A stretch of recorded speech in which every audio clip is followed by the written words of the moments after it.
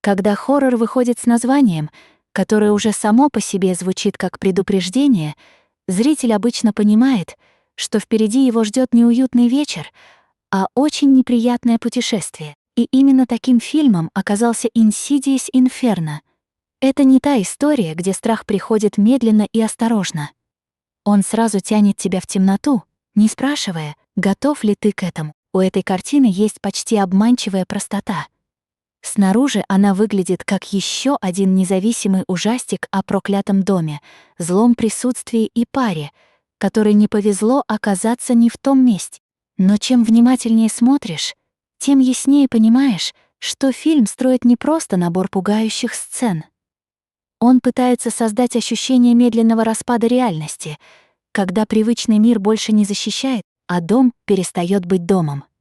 И вот здесь начинается самое интересное. Insidious Inferno не претендует на масштаб большого студийного хоррора. У него другой подход. Он не пытается оглушить зрителя дорогими эффектами или бесконечным потоком резких страшилок. Вместо этого фильм делает ставку на атмосферу, на неуют, на ощущение, что зло не просто рядом, а уже давно поселилось внутри пространства, которое должно было быть безопасным.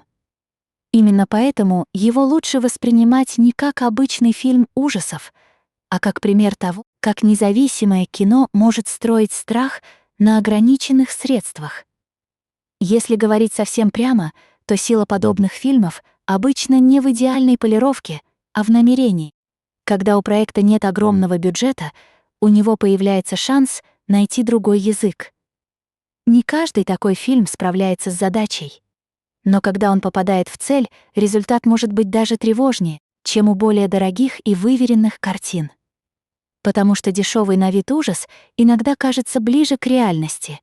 Он не прячется за блеском, он сразу показывает шершавую поверхность кошмара. Insidious Inferno как раз из этой породы. Это фильм, который сразу задает неудобный тон. Он не обещает легкого развлечения, он предлагает погружение в историю, где люди сталкиваются с чем-то, что невозможно объяснить простыми словами. И когда такой сюжет начинает разворачиваться, важным становится уже не только то, что происходит на экране, но и то, как именно это происходит. Как камера смотрит на пустую комнату, как долго держится тишина, как в обычном разговоре вдруг появляется трещина, через которую пробирается ужас. Вот почему о таких картинах нельзя говорить только через сюжет. Да, основа здесь знакомая. Изолированное место, угроза, нарастающее чувство безысходности, таинственная сила, которая меняет поведение пространства и людей. Но хоррор живет не только фабулой. Он живет тем, как эта фабула заставляет зрителя дышать чуть чаще. И если фильм работает, ты чувствуешь это не в голове, а почти физически. У Insidious Inferno есть еще одна важная особенность. Он находится на пересечении двух очень разных ожиданий. С одной стороны, зритель приходит за знакомым типом страха. Он хочет увидеть дом, в котором что-то не так. Он ждет тревожных звуков, странных теней, необъяснимых смертей и нарастающей паники. С другой стороны, современный хоррор уже избаловал публику. Люди видели многое. Их трудно удивить одним только силуэтом в коридоре. Поэтому фильму приходится работать глубже, не просто пугать, а выстраивать ощущение неизбежности. Именно это ощущение и делает историю заметной. Когда ты понимаешь, что герои не просто столкнулись с единичным кошмаром, а будто попали внутрь давно запущенной ловушки, напряжение меняется. Это уже не игра в прятки с призраком. Это постепенное осознание, что место, куда они приехали, само по себе враждебно. И чем дальше развивается сюжет, тем сильнее становится чувство, что прошлое этого дома не осталось в прошлом. Оно живет здесь и сейчас, в стенах, в воздухе, в тишине между фразами. Фильм любопытен еще и тем, что в нем чувствуется любовь к классическим хоррор-мотивам, но без попытки просто копировать прошлое. Он берет знакомые элементы, а потом собирает их в более жесткую, почти сыроватую форму. В этом и есть ценность подобных проектов. Они не всегда идеальны, зато часто очень честны. У них нет роскоши долго маскировать слабые стороны, поэтому все решает энергия. Если она есть, зритель это чувствует. Если нет, история рассыпается почти сразу. Но здесь энергия есть, причем не в виде постоянного шума, а в виде упорного давления. Фильм не отпускает, потому что постоянно напоминает: что-то не так, и станет только хуже. Это очень важный прием в хорроре. Страх начинает работать тогда, когда зритель еще не увидел главное зло, но уже уверен, что оно существует. И Insidious Inferno как раз строит себя вокруг этой уверенности. Есть и еще один любопытный момент. Такие фильмы часто живут на границе между искренним интересом и скепсисом аудитории. Кто-то посмотрит на них и сразу решит, что это просто очередной малобюджетный проект без амбиций. Кто-то, наоборот, увидит в них попытку вернуть хоррору грубую, невылизанную форму, в которой когда-то и рождался настоящий страх. И вот этот спор сам по себе важен, потому что Insidious Inferno существует именно в зоне, где зритель должен решить, что для него важнее — техническая безупречность или эмоциональный эффект. А теперь представьте себе вечер, когда вы включаете такой фильм почти случайно, без больших ожиданий, без подготовки, и сначала все кажется знакомым. Но чем дальше идет история, тем сильнее ты начинаешь ловить себя на странном ощущении. Комната будто темнеет сильнее, чем должна. Звуки становятся лишними, паузы слишком долгими. И вот в этот момент хоррор уже сделал свою работу. Он перестал быть просто фильмом и стал состоянием. Именно на это и рассчитывают лучшие представители жанра. Кстати, у подобных картин есть одна хитрость, о которой редко говорят вслух. Они часто запоминаются не потому, что в них был один безумно оригинальный поворот, а потому, что в них хорошо собран общий фон ужаса. Люди могут забыть отдельные сцены, но они помнят чувства, помнят, как им было неуютно, помнят, что после фильма еще какое-то время не хотелось смотреть в темный коридор. И если Insidious Inferno оставляет именно такое послевкусие, значит, он уже не зря существует. Само название тоже работает как часть этого впечатления.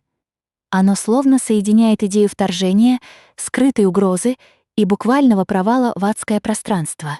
В нем нет тонкости, но есть прямота. А в хорроре прямота иногда полезнее красивой загадочности. Зритель сразу понимает, что его ведут туда, где будет больно, страшно и неуютно. И это честный контракт между фильмом и аудиторией. Но важно не путать честность с простотой. Insidious Inferno, как и любой хоррор, который хочет задержаться в памяти, должен удерживать баланс между узнаваемым и неожиданным. Слишком знакомая история перестает цеплять, слишком странная теряет опору. И именно на этой грани строится интерес к фильму. Он не обещает открыть новый язык жанра, но может напомнить, почему жанр вообще работает. Почему мы до сих пор смотрим такие истории? Почему нам все еще нужно, чтобы экран время от времени напоминал: безопасность — очень хрупкая вещь. Здесь полезно задать себе простой вопрос: что вообще делает хороший независимый хоррор заметным? Не размер бюджета, не громкое имя в титрах и даже не идеальные спецэффекты. Чаще всего это ясное понимание страха, когда авторы знают, чего именно боится зритель, и умеют давить именно туда. Иногда это страх перед домом, который нельзя покинуть. Иногда страх перед телесным распадом. Иногда страх перед тем, что рядом с тобой есть сила, которую невозможно объяснить. Insidious Inferno опирается именно на последний тип, и в этом его ключевая ставка. Через несколько минут вы узнаете, как фильм был собран из этих элементов и почему его структура вызывает интерес не только у поклонников ужасов, но и у тех, кто любит разбирать жанровое кино по косточкам. Но сначала нужно понять главное. Перед нами не просто очередная история о привидениях. Перед нами картина, которая пытается превратить обычное пространство в источник постоянной тревоги. И если это удается хотя бы частично, зритель уже оказывается в ловушке. Именно поэтому такие фильмы лучше не недооценивать. Они редко бывают громкими, зато иногда оказываются очень цепкими. И Insidious Inferno, судя по своей подаче и общему тону, как раз относится к таким работам. Он не стремится понравиться всем. Он стремится заставить почувствовать. А в хорроре это почти всегда важнее всего. А вы впервые смотрели Insidious Inferno с ожиданием обычного ужастика или уже знали, что фильм пойдет по более жесткому пути? Напишите свое впечатление. Чтобы понять Insidious Inferno по-настоящему, нужно сначала посмотреть на человека, который его создал. Здесь это особенно важно, потому что фильм ощущается не как случайный продукт, а как работа автора, который сам контролировал почти все ключевые элементы. Calvin Morie McCarthy выступил в проекте сразу как режиссёр, сценарист, оператор и один из продюсеров, а это уже многое говорит о подходе.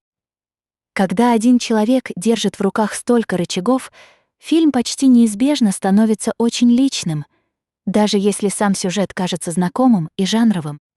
В независимом хорроре такая концентрация ответственности встречается часто, но не всегда даёт хороший результат. Иногда это ведёт к хаосу, потому что автор хочет сказать слишком много и не успевает довести ни одну идею до конца. Иногда, наоборот, получается неожиданно цельная вещь, в которой чувствуется единый взгляд. Insidious Inferno ближе именно ко второму варианту. В нём заметно, что фильм строился как цельное переживание, а не как набор разрозненных сцен, склеенных по шаблону. Именно поэтому разговор о режиссуре здесь не сводится к сухому перечислению приемов. Намного интереснее другое. Что хотел почувствовать зритель? На что делалась ставка? Почему история подается именно так, а не иначе?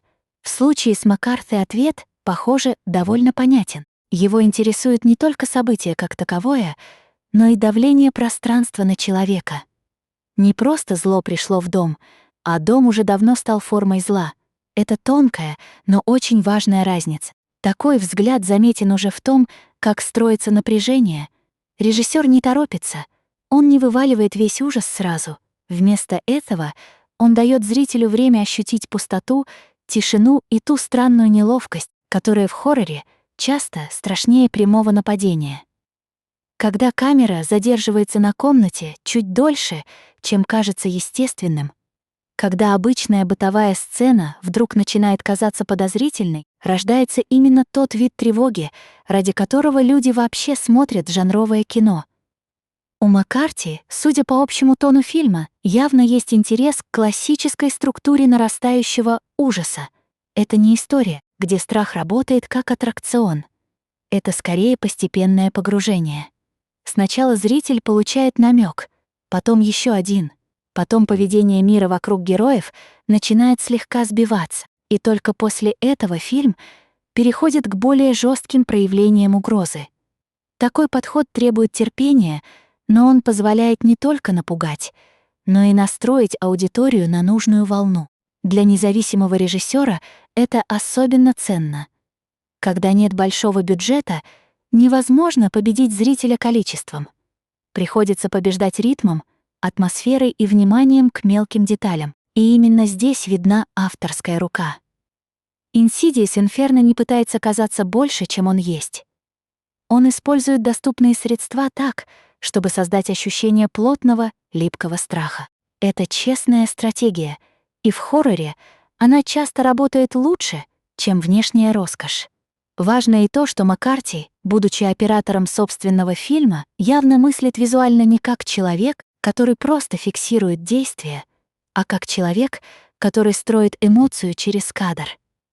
Это чувствуется в том, как пространство становится частью напряжения. Пустые углы, длинные проходы, закрытые дверные проемы, неподвижные предметы, которые вдруг выглядят угрожающе, все это работает не как фон, а как активный участник истории. В хорроре именно такое отношение к изображению отделяет обычную работу от действительно запоминающейся.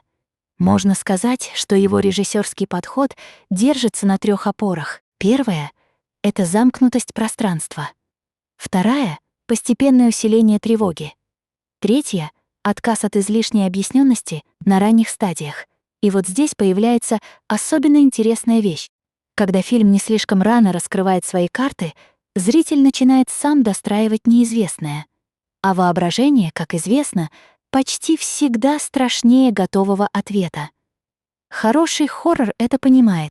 И, похоже, Маккарти тоже. Но говорить о его видении только как о наборе технических решений было бы слишком узко.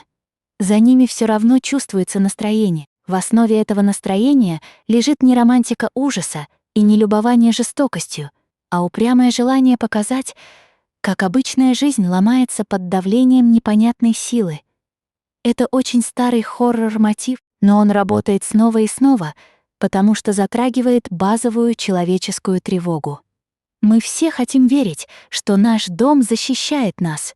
Такие фильмы приходят, чтобы эту веру поколебать. Именно из-за этого Insidious Inferno можно воспринимать как фильм, который интересуется не только событиями, но и состоянием внутренней неустойчивости. Когда герои сталкиваются с необъяснимым, важно не только то, что происходит вокруг них, но и то, как меняется их восприятие. Сомнения, страх, раздражение, усталость, недоверие — все это становится частью жанровой механики. И если режиссер умеет показать это без лишнего объяснения, фильм начинает дышать. Еще один важный момент связан с тем, что подобные проекты очень часто зависят от личной дисциплины автора. В независимом кино почти невозможно спрятаться за огромной командой. Если сцена не работает, это видно сразу. Если ритм провисает, зритель чувствует это моментально. Поэтому наличие единого авторского контроля иногда становится преимуществом. Маккарти, похоже, именно так и подошел к проекту. Его фильм выглядит собранным вокруг одной задачи — напугать не громко, а настойчиво. Есть в этом и определенная смелость, потому что современная аудитория часто ждет от хоррора либо жесткого шока, либо необычной концепции. А здесь ставка сделана на более старомодное, но все еще очень действенное оружие. На атмосферу, на нарастающее ощущение, что пространство заражено. На тревогу, которая не отпускает даже в относительно спокойные моменты. И если вы когда-нибудь замечали, что по-настоящему сильный страх редко бывает самым громким, то понимаете, почему этот подход может сработать. Отдельно стоит отметить, что работа режиссёра в таком фильме неизбежно связана с вопросом доверия. Зритель должен поверить не только в сюжет, но и в сам тон картины. Если тон фальшивый, хоррор рассыпается. Если он точный, даже простая сцена ожидания может оказаться мощнее любого монстра. Insidious Inferno держится именно на такой точности. Он не всегда пытается удивлять. Он скорее терпеливо ведет зрителя туда, где уже не будет комфортно. И вот здесь особенно хорошо видно, почему авторский контроль важен. Когда один человек отвечает и за изображение, и за драматургию, и за общую атмосферу, у фильма появляется шанс не расползтись. Конечно, это не гарантирует успеха, но дает шанс на цельность. А в хорроре цельность иногда важнее блеска. Потому что зритель может простить многое, если ощущает, что перед ним не набор случайностей, а единый кошмар, собранный с пониманием дела. Через несколько минут мы перейдем к тому, как именно Маккарти выстраивает саму историю и почему сценарная конструкция здесь играет не меньшую роль, чем визуальная. Но уже сейчас можно сказать главное. Этот фильм создан человеком, который, похоже, очень хорошо понимает простую истину. Самый сильный ужас не всегда приходит с криком. Иногда он появляется тихо, почти буднично, и именно это делает его невыносимым. Именно такой почерк чувствуется в Insidious Inferno. Он не пытается быть умнее жанра. Он пытается быть точным внутри жанра, а для хоррора это, возможно, даже важнее. Ведь зритель приходит сюда не за демонстрацией режиссерского эго. Он приходит за эмоцией.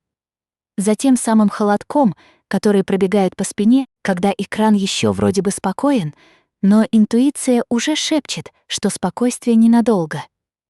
И если говорить о творческой задаче фильма в самой простой форме, то она звучит почти классически. Сделать знакомую историю пугающей заново. Не изобретать хоррор заново, а напомнить, почему он вообще работает. И это, пожалуй, самая честная цель, которую мог поставить перед собой автор такого проекта. Если смотреть на Insidious Inferno только как на набор пугающих сцен, можно легко пропустить самое важное. У этого фильма есть сценарная логика, и она намного интереснее, чем кажется на первый взгляд. История здесь построена не вокруг одного внезапного поворота, а вокруг постепенного сжатия пространства, в котором живут герои. Сначала все выглядит почти привычно. Потом появляются мелкие сбои. Затем эти сбои начинают складываться в систему. И только после этого зритель понимает, что перед ним не просто череда неприятностей, а полноценное сползание в кошмар. Сценарий подобных фильмов всегда стоит на тонкой грани. Слишком мало объяснений, и зритель теряет ориентацию. Слишком много, и страх исчезает, потому что неизвестное перестает быть неизвестным. В Insidious Inferno эта грань выбрана довольно жестко. Фильм не торопится давать полную картину происходящего. Он подбрасывает информацию дозированно, почти экономно. И именно эта сдержанность делает происходящее тревожным. Когда ты знаешь не все, но уже достаточно, чтобы бояться, мозг начинает работать против тебя. Структурно фильм опирается на очень старую, но надежную хоррор-модель. Есть замкнутое место, есть пара героев, оказавшихся в зоне угрозы, есть постепенное ухудшение ситуации. Есть ощущение, что прошлое пространство связано с настоящей бедой. Но сценарий не ограничивается механическим следованием жанровой схеме. Важнее другое. Он старается превратить знакомый каркас в эмоциональную ловушку. То есть зритель знает, куда примерно его ведут, но не знает, как именно его там сломают. И это, пожалуй, главное достоинство подобной истории. Когда сюжет не пытается казаться сложнее, чем есть, у него появляется шанс быть честным. Insidious Inferno не маскирует свою природу под псевдофилософский ребус. Он делает ставку на постепенное удушение атмосферы. Сценарий здесь работает как механизм сжатия. Каждый новый эпизод делает героев чуть менее уверенными в себе и чуть менее защищенными от того, что скрывается рядом. Есть еще один важный аспект. В фильме очень важно ощущение бытовой нормальности, которое все время нарушается. Это классический прием, но он по-прежнему действует безотказно. Когда в обычной повседневной среде появляется что-то необъяснимое, страх становится сильнее именно потому, что разрушает привычные ориентиры. Сценарий Insidious Inferno хорошо понимает этот эффект. Он не спешит сразу бросать зрителя в открытый хаос. Сначала он дает почувствовать, как привычный мир начинает трескаться по швам. Если говорить о драматургии, то фильм строится на чередовании спокойных моментов и коротких вспышек ужаса. Это не хаотичная последовательность скримеров. Это более размеренная схема, где каждый новый тревожный сигнал подталкивает историю вперед.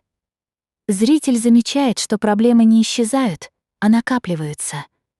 И именно накопление здесь важнее всего, потому что настоящий ужас часто рождается не из одного события, а из понимания, что событие больше не контролируется. Сценарий также работает за счет пространства между объяснениями. Это очень полезная вещь для хоррора. Если автор оставляет слишком много пустых мест, история может показаться невнятной. Но если эти пустоты правильно дозированы, они начинают работать на напряжение. В Insidious Inferno именно так и происходит. Мы понимаем достаточно, чтобы чувствовать опасность, но недостаточно, чтобы спокойно ее разложить по полочкам. А значит, разум остается в состоянии постоянной тревоги. Особенно интересен здесь переход от внешнего ужаса к внутреннему. Сначала кажется, что проблема находится снаружи. Есть место, есть нечто в этом месте, есть зримая угроза.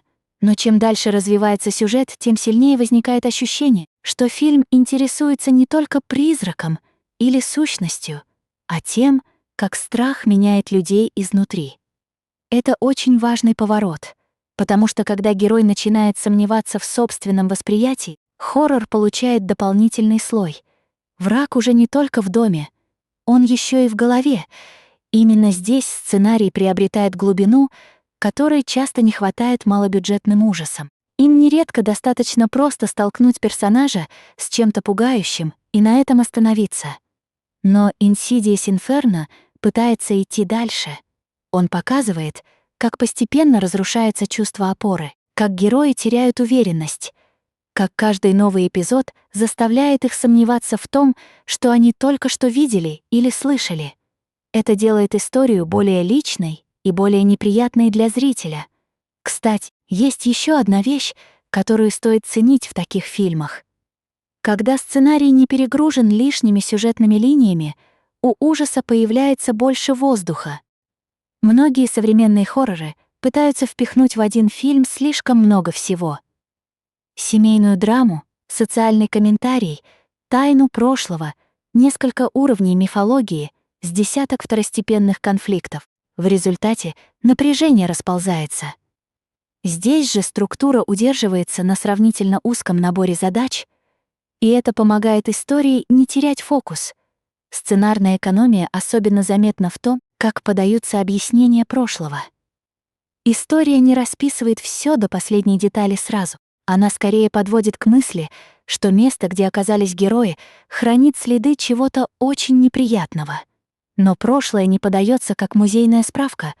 Оно ощущается как заражение, которое все еще активно. И это важный прием, потому что он связывает прошлое и настоящее в один непрерывный поток угрозы. В хороших хоррорах прошлое никогда не бывает мертвым. Оно всегда возвращается. И Insidious Inferno это понимает. Сценарий не просто использует старую тайну как повод для сюжета. Он превращает ее в источник постоянного давления. Герои не могут отделаться от того, что случилось раньше, потому что прошлое буквально продолжает влиять на их жизнь. Это очень классическая, но по-прежнему эффективная идея. Интересно и то, что сценарий не делает ставку только на одну крупную развязку. Да, у любого подобного фильма есть финальная точка, к которой все должно прийти, но здесь важен сам путь. Маленькие тревожные открытия, краткие сцены с нарушенной нормальностью, постепенный рост паники — все это работает как отдельные ступени вниз.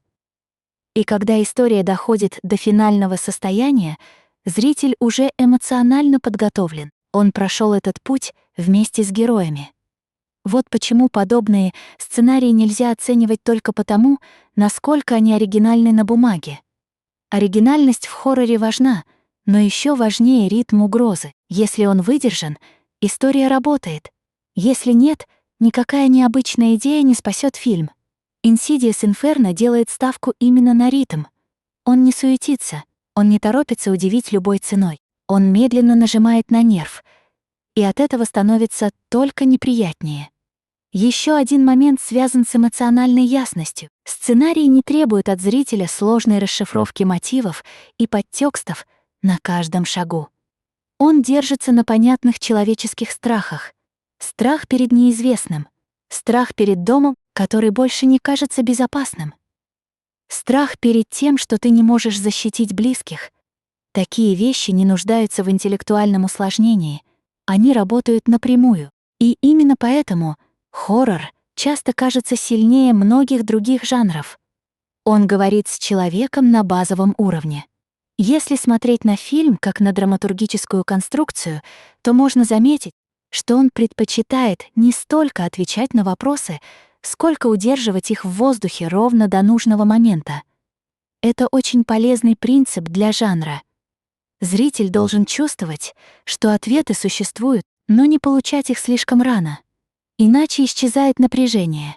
Insidious Inferno, похоже, строит сценарий именно на таком ожидании. Вопросы копятся, ответы задерживаются, а тревога растет. Есть и еще одна причина, по которой этот фильм может заинтересовать любителей жанра. Он показывает, как даже простая по устройству история может быть эффективной, если автор понимает природу страха. Не нужно усложнять каждую сцену. Не нужно переписывать жанр ради самого факта переписывания. Иногда достаточно грамотно распределить напряжение, правильно подать прошлое, вовремя оставить зрителя в неведении и не бояться тишины. В Insidious Inferno именно это и чувствуется, и все же сценарий не стоит воспринимать как чисто техническую вещь. У него есть настроение, он не просто ведет героев к опасности, а постепенно запирает их внутри нее. Это ощущение ловушки очень важно, потому что хоррор становится по-настоящему сильным тогда, когда зритель чувствует не просто страх, а безвыходность. И чем аккуратнее сценарий подводит к этому состоянию, тем глубже работает фильм. Через несколько минут мы перейдем к кастингу и посмотрим, как актеры помогают этому сценарию ожить. Но уже сейчас понятно, что история держится не только на идее, а на том, как она развернута во времени. Это фильм, который не спешит. Он хочет, чтобы вы успели почувствовать каждую ступень тревоги. А когда хоррор умеет это делать, он становится гораздо опаснее, чем кажется в начале. Потому что страшнее всего не громкий удар, страшнее всего тот момент, когда ты уже понимаешь, что удар неизбежен, но еще не знаешь, откуда он придет. Именно на этом ощущении и держится Insidious Inferno. Когда у хоррора есть ограниченный бюджет, кастинг начинает играть роль, которую зрители часто недооценивают. В дорогом фильме многое может спрятаться за эффектами, масштабом и громкой постановкой. В независимом ужастике актеры должны тащить на себе гораздо больше. Они обязаны не просто произносить реплики, а заставлять вас верить, что происходящее действительно разрушает их реальность. И в Insidious Inferno именно это становится одной из ключевых задач для всего ансамбля. На первом плане здесь стоят Стефани Leet и Нил Грин. Их персонажи должны быть не просто участниками сюжета, а точкой входа для зрителя.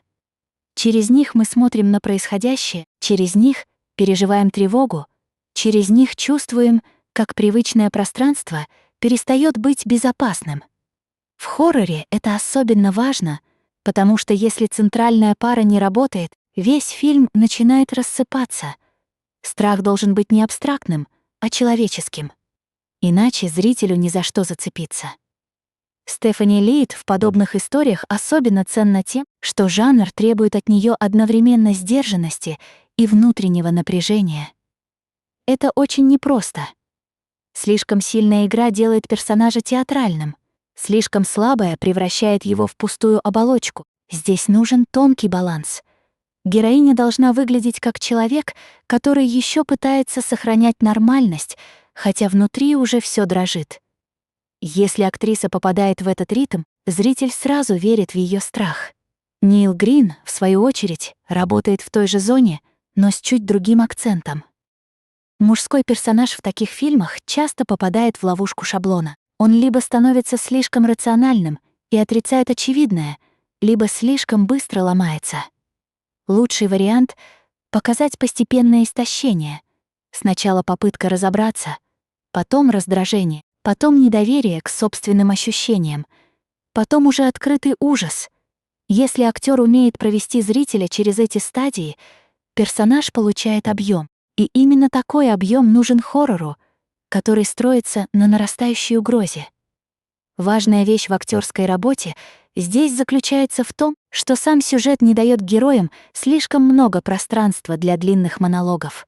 А значит, многое решается на уровне взгляда, паузы, реакции на звук за кадром, на внезапную тишину, на странное изменение поведения окружающего пространства.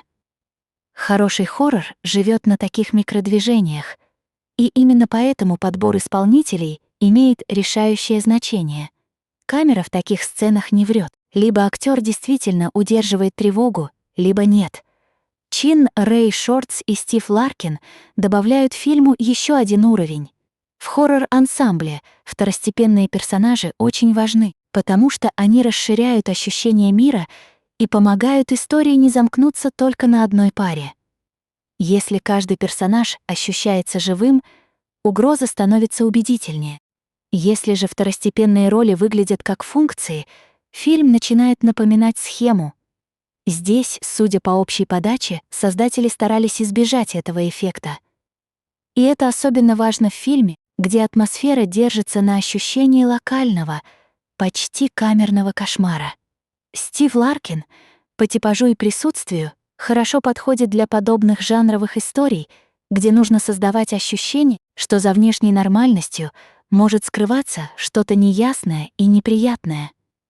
Хоррор очень любит актеров, которые умеют быть чуть страннее обычного, не переходя в гротеск. Именно в этой зоне зарождается недоверие.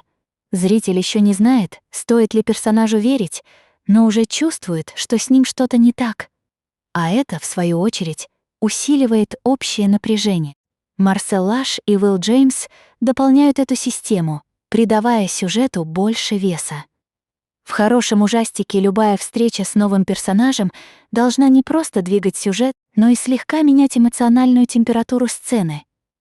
Кто-то может приносить сочувствие, кто-то подозрение, кто-то раздражение, кто-то чувство, что ситуация вот-вот выйдет из-под контроля. Когда фильм умеет играть на этих различиях, он выигрывает не только в драматургии, но и в ощущении живого мира.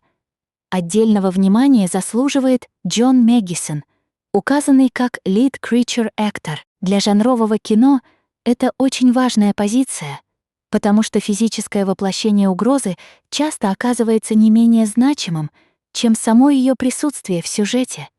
Когда зритель видит нечто, что должно внушать ужас, актерская физика становится решающей. Движение, поза, ритм, способ появления в кадре — все это формирует впечатление сильнее, чем длинные объяснения. И если такой элемент работает, хоррор получает ту самую телесную неприятность, без которой он почти не существует.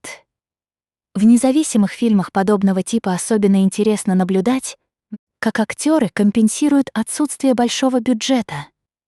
Иногда достаточно одного убедительного взгляда, чтобы сцена заработала. Иногда вся сила эпизода держится на том, как человек замирает перед камерой в нужную секунду. Это и есть ремесло хоррора. Не просто изображать ужас, а заставлять его проникать в пространство между репликами. И Insidious Inferno, судя по общей конструкции, очень зависит именно от этого типа игры. Если смотреть шире, то кастинг здесь решает еще одну задачу. Он помогает не дать фильму превратиться в механический аттракцион. Плохой хоррор часто строится как череда событий, в которые люди существуют только ради следующего испуга. Хороший хоррор помнит, что страх должен быть чьим-то страхом, он должен принадлежать конкретным людям, а не абстрактной схеме.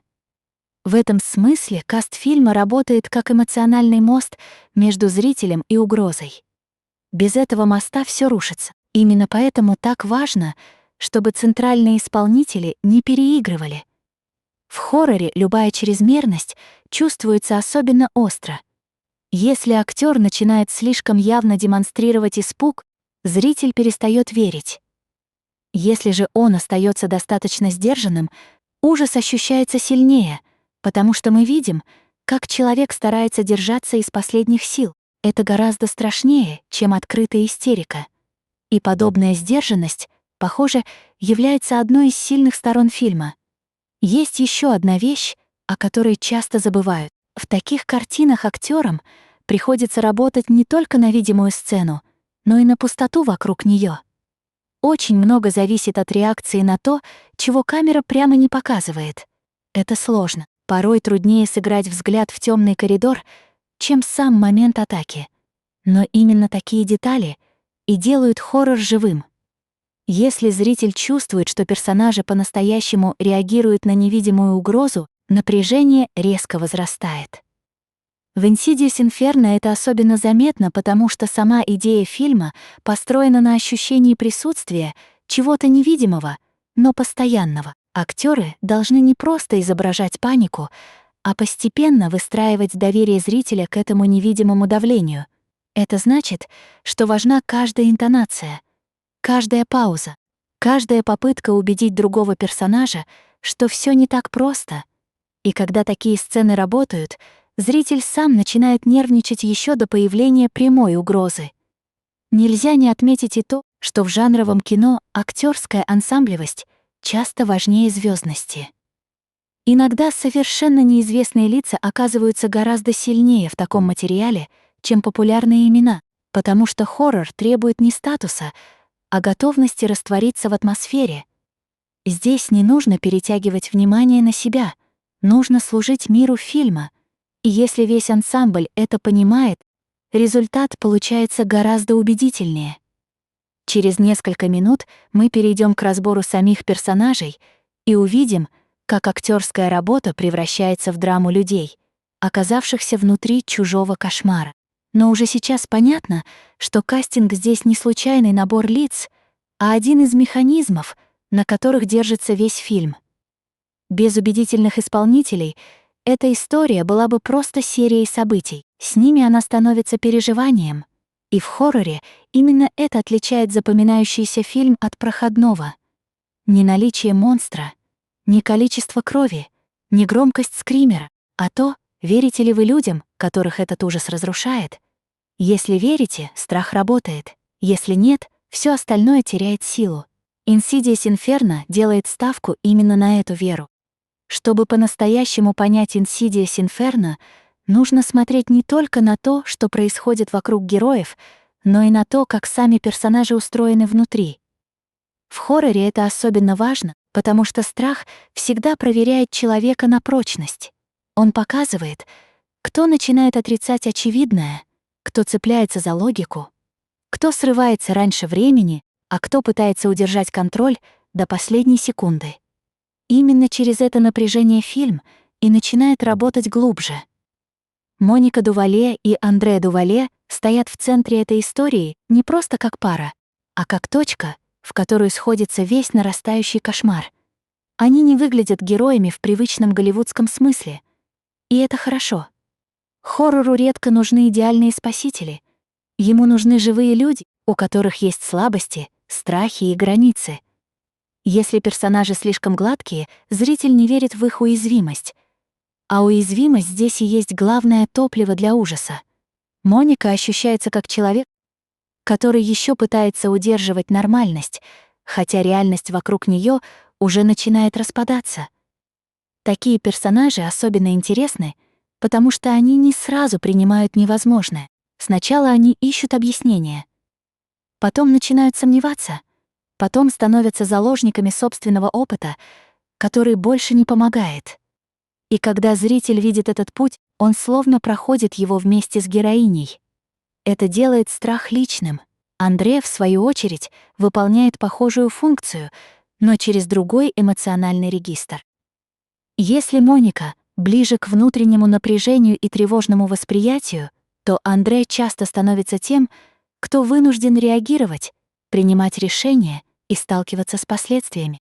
В хорроре такие роли очень важны, потому что они создают ощущение динамики. Один персонаж чувствует, другой пытается действовать, и между этими двумя реакциями рождается конфликт, который делает историю живой. Их связь работает как дополнительный источник давления. Когда угрозе подвергается не один человек, а отношения между людьми, страх усиливается вдвойне. Потому что теперь герой должен бояться не только за себя, но и за близкого человека. А это уже совсем другой уровень напряжения. В таких историях жутко не только от того, что в доме есть нечто чужое. Жутко еще и от того, как это чужое начинает менять привычную динамику между двумя людьми. Очень важно, что фильм не делает Моника и Андре абстрактными носителями жанра. Они не существуют просто для того, чтобы бегать по темному дому и реагировать на шумы. У них есть психологическая функция. Моника, как правило, сильнее связана с ощущением неуютности и внутреннего предчувствия. Андре же помогает заземлить происходящее в более практическом, почти бытовом измерении. Именно это сочетание и создает ощущение реальной пары, а не просто сценарной конструкции. Когда хоррор показывает пару, он всегда балансирует между двумя опасностями. С одной стороны, персонажи могут быть слишком условными и неубедительными. С другой, их отношения могут оказаться настолько шаблонными, что зритель перестанет за ними следить. В Insidious Inferno этот баланс держится именно на том, что герои не выглядят идеальными, они реагируют по-разному. Они могут ошибаться, они могут не понимать друг друга в момент, когда это особенно важно, И это делает их живыми. Есть в их образах и очень важная черта. Они не чувствуют себя полностью готовыми к тому, что на них обрушивается. Это принципиально. Хоррор становится сильнее, когда обычные люди оказываются перед лицом чего-то, для чего у них нет языка и навыков. Если герой слишком быстро адаптируется, страх исчезает. Если же он сопротивляется до последнего, история начинает звучать убедительно. Моника и Андре как раз и работают в этой зоне сопротивления. Интересно наблюдать, как в таких фильмах персонажи начинают меняться не только под влиянием внешнего ужаса, но и под влиянием недоверия. Сначала они не верят происходящему. Потом начинают сомневаться друг в друге. Потом каждая мелкая реакция становится потенциальным поводом для конфликта. Это очень сильный драматургический инструмент, потому что разрушение доверия между людьми часто страшнее самого монстра. И если Insidious Inferno это использует, то он делает это в правильном направлении. Моника особенно важна как эмоциональный центр, потому что именно через нее зритель может почувствовать постепенное сужение мира. А когда у героини остается все меньше уверенности в происходящем, фильм начинает давить сильнее. Это не обязательно должно выражаться в громких истериках. Иногда куда страшнее тихое осознание, что обычные слова больше не помогают, что объяснить происходящее невозможно, что ты уже не знаешь, кому доверять. И вот в этой точке хоррор по-настоящему оживает. Андре, в свою очередь, помогает показать, как нарастающее зло влияет на способность действовать. В подобных фильмах мужской персонаж часто оказывается между желанием защитить и невозможностью действительно что-то контролировать. И когда этот контроль начинает ускользать, напряжение только растет. Важен не сам факт бессилия, а момент его осознания. Пока герой еще верит, что может все исправить, у истории остается надежда. Когда надежда начинает исчезать, начинается настоящий кошмар. Их дуэт особенно интересен тем, что он позволяет фильму не распадаться на отдельные эпизоды страха. Вместо этого зритель наблюдает, как угроза прожигает не только стены дома, но и человеческие отношения. Это очень сильный прием. Потому что даже если зритель забудет отдельные детали сюжета, он обычно помнит именно то чувство, когда люди в кадре перестают понимать друг друга под давлением ужаса. Это чувство гораздо дольше остается в памяти, чем любой отдельный скример. Еще одна важная вещь связана с тем, что персонажи такого типа должны выдерживать паузы. Хоррор не любит спешку. Ему нужны моменты, когда ничего не происходит, но зритель уже боится. Моника и Андре должны уметь существовать именно в этих промежутках. Не заполнять их лишними словами, а держать напряжение между репликами.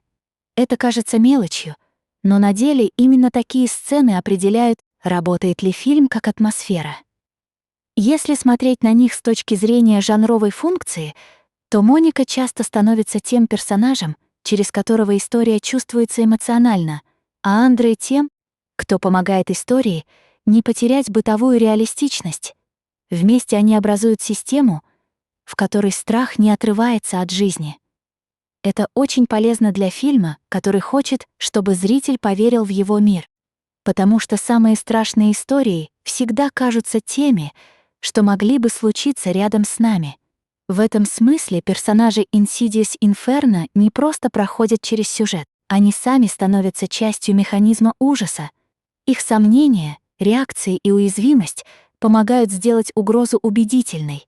И чем сильнее это ощущение, тем лучше работает весь фильм. Ведь зритель приходит в хоррор не только за образом зла, но и за наблюдением за тем, как люди ведут себя, когда привычная логика перестает помогать. Есть в этом и еще одна тонкая деталь. В хорошем хорроре персонажам не обязательно быть оригинальными по отдельности. Гораздо важнее, чтобы их взаимодействие создавало напряжение. Даже знакомые типажи могут стать интересными, если между ними есть живая химия и психологическая неровность. Insidious Inferno, похоже, держится именно на этом. Не на революции в характерологии, а на убедительной человеческой реакции на ужас. Через несколько минут мы перейдем к подробному разбору самой истории и посмотрим, как Моника и Андре ведут зрителя через первый большой виток кошмара. Но уже сейчас видно, что их роль намного важнее, чем кажется на поверхности. Они не просто жертвы обстоятельств. Они — то зеркало, в котором фильм отражает собственный страх. И в этом отражении особенно ясно видно, почему такие истории до сих пор работают. Потому что мы всегда будем сильнее реагировать не на абстрактное зло, а на то, как оно ломает конкретных людей. Моника и Андре как раз и нужны для того, чтобы этот удар ощущался не как схема, а как личная трагедия. В первых сценах Insidious Inferno делает то, что лучшие хорроры умеют лучше всего. Он не бросает зрителя в хаос сразу, а сначала создает ощущение нормальности, которое потом начинает трескаться почти незаметно. Это очень важный прием, потому что без него страх не работает на полную силу. Пока мир выглядит устойчивым, любой его сбой ощущается острее, и фильм использует это очень аккуратно. Начало истории держится на ощущении того, что герои все еще могут верить в логичный порядок вещей. Они оказываются в пространстве, которое должно быть обычным, но сразу несет в себе странную тяжесть. Такие места в хорроре всегда опаснее открытой темноты. Темноту мы ждем. А вот когда место выглядит почти спокойно, но внутри него уже что-то не так, напряжение возрастает сильнее. Insidious Inferno как раз строит свое первое впечатление на этой скрытой дисгармонии. Сначала все идет по знакомой траектории. Есть пара, есть уединенное пространство, есть ощущение, что прошлое место было непростым. Но сценарий не спешит раскрывать карты. Он позволяет бытовым деталям сыграть свою роль. Комната, предметы, тишина, редкие взгляды, небольшие паузы в разговоре — все это постепенно накапливает тревогу. И зритель еще не понимает, что именно его смущает, но уже чувствует, что спокойствие не настоящее. В этом и заключается сила первого акта. Он не обязан сразу шокировать. Его задача в другом. Он должен подготовить почву для ужаса так, чтобы последующие события не выглядели случайными. Если зритель заранее чувствует, что мир уже заражен чем-то неправильным, тогда любой дальнейший сбой воспринимается как подтверждение, а не как трюк. И фильм явно это понимает. Особенно важна здесь работа с пространством. Дом или другое изолированное место в таких историях почти всегда становится полноценным участником событий. Оно не просто фон. Оно наблюдает, оно скрывает, оно давит. И чем дольше герои остаются внутри него, тем сильнее создается ощущение, что выйти наружу еще не значит избавиться от угрозы. Это очень неприятная, но крайне эффективная мысль. Insidious Inferno на ней держится очень уверенно. Первые намеки на нечистую силу подаются не как громкие откровения, а как нарушение ритма. Что-то не совпадает, что-то задерживается, что-то выглядит так, будто должно быть не на своем месте. Именно такие маленькие сбои обычно и работают лучше всего. Потому что человеческий мозг начинает сам достраивать картину. Мы еще не увидели чудовище, но уже уверены, что оно рядом. И в этот момент фильм получает реальную власть над зрителем. Сценарий не торопится объяснять природу угрозы. Это разумно. Чем меньше точных ответов в начале, тем больше пространства остается для напряжения. Если рассказать все сразу, страх испарится. Если оставлять слишком долго в полной темноте, зритель устанет. Здесь выбрана середина. Достаточно деталей, чтобы почувствовать беду. Недостаточно, чтобы ее рационально разложить. И именно в этом промежутке хоррор чувствует себя лучше всего. Для героев первый акт выглядит как стадия постепенного ослабления контроля. Сначала они еще воспринимают происходящее как странность, потом как проблему, потом как нечто, что уже нельзя игнорировать. И вот эта последовательность особенно важна, потому что хороший хоррор никогда не должен ломать героев внезапно без подготовки. Их страх должен иметь ступени, только тогда зритель поверит, что человек действительно постепенно теряет опору. Очень сильный эффект даёт и то, что в первом акте фильм не перегружает себя лишним шумом. Здесь нет ощущения, будто создатели спешат показать все свои идеи за первые 10 минут. Напротив, они позволяют напряжению нарастать за счёт ожидания. Это требует уверенности. Многие малобюджетные ужастики боятся тишины и стараются компенсировать её резкими моментами. Но тишина в хорошем хорроре часто страшнее любого крика. В Insidious Inferno это используется довольно грамотно. Есть еще одна важная вещь. Первый акт не просто знакомит с ситуацией, он намекает на то, что зло связано с самим местом. Это классический, но крайне эффективный ход. Потому что зритель начинает воспринимать угрозу не как внешний случай, а как структуру, встроенную в саму среду. Это уже не нападение извне. Это заражение изнутри. И от такой идеи становится намного неуютнее, потому что привычные способы защиты перестают казаться надежными. Когда фильм строит раннее напряжение вокруг дома, тишины и странных признаков присутствия, он фактически говорит зрителю: «Не надейся на простые ответы. Здесь все сложнее». И вот это ожидание сложности, даже если сама история в итоге остается достаточно прямолинейной, уже работает на атмосферу. Потому что зритель начинает внимательно вглядываться в мелочи, а хоррор только этого и ждет. Стоит отметить и то, как первый акт создает психологическую нагрузку не только на героев, но и на аудиторию. Когда люди в кадре еще пытаются объяснить происходящее рационально, зритель оказывается в двойной позиции. С одной стороны, он понимает, что все уже идет не так. С другой, он видит, как персонажи еще сопротивляются этой мысли. В результате напряжение растет сильнее, чем если бы герои сразу приняли факт сверхъестественного. Их отрицание становится частью ужаса. Это особенно полезно для фильма, который не обладает безграничным бюджетом. Ему нужно удерживать интерес не количеством событий, а качеством нарастающего дискомфорта. И первый акт делает именно это. Он создает ощущение, что что-то плохое уже здесь, просто пока не решилось проявиться окончательно. А иногда именно такое ожидание страшнее самого события. Очень ценным в этой части истории оказывается и то, что фильм не выдает эмоциональный пик слишком рано. Есть соблазн в жанровом кино сразу показать нечто шокирующее, чтобы зритель не отвлекся. Но у этого подхода есть обратная сторона. Если пик случается слишком рано, дальше удерживать внимание сложнее. Insidious Inferno, судя по своей структуре, старается не делать эту ошибку. Он строит кривую страха постепенно, почти по нарастающей. В результате первый акт работает как подготовка не только к сюжету, но и к эмоциональному истощению. Зритель еще не вымотан, но уже чувствует, что напряжение с ним надолго. Это очень полезно, потому что хоррор должен не просто пугать, а создавать состояние, в котором ты начинаешь ждать следующего неприятного поворота. И именно это ожидание постепенно захватывает тебя сильнее всего. Еще один важный момент связан с ощущением изоляции. Когда герои оказываются отрезаны от привычной поддержки, их уязвимость резко возрастает.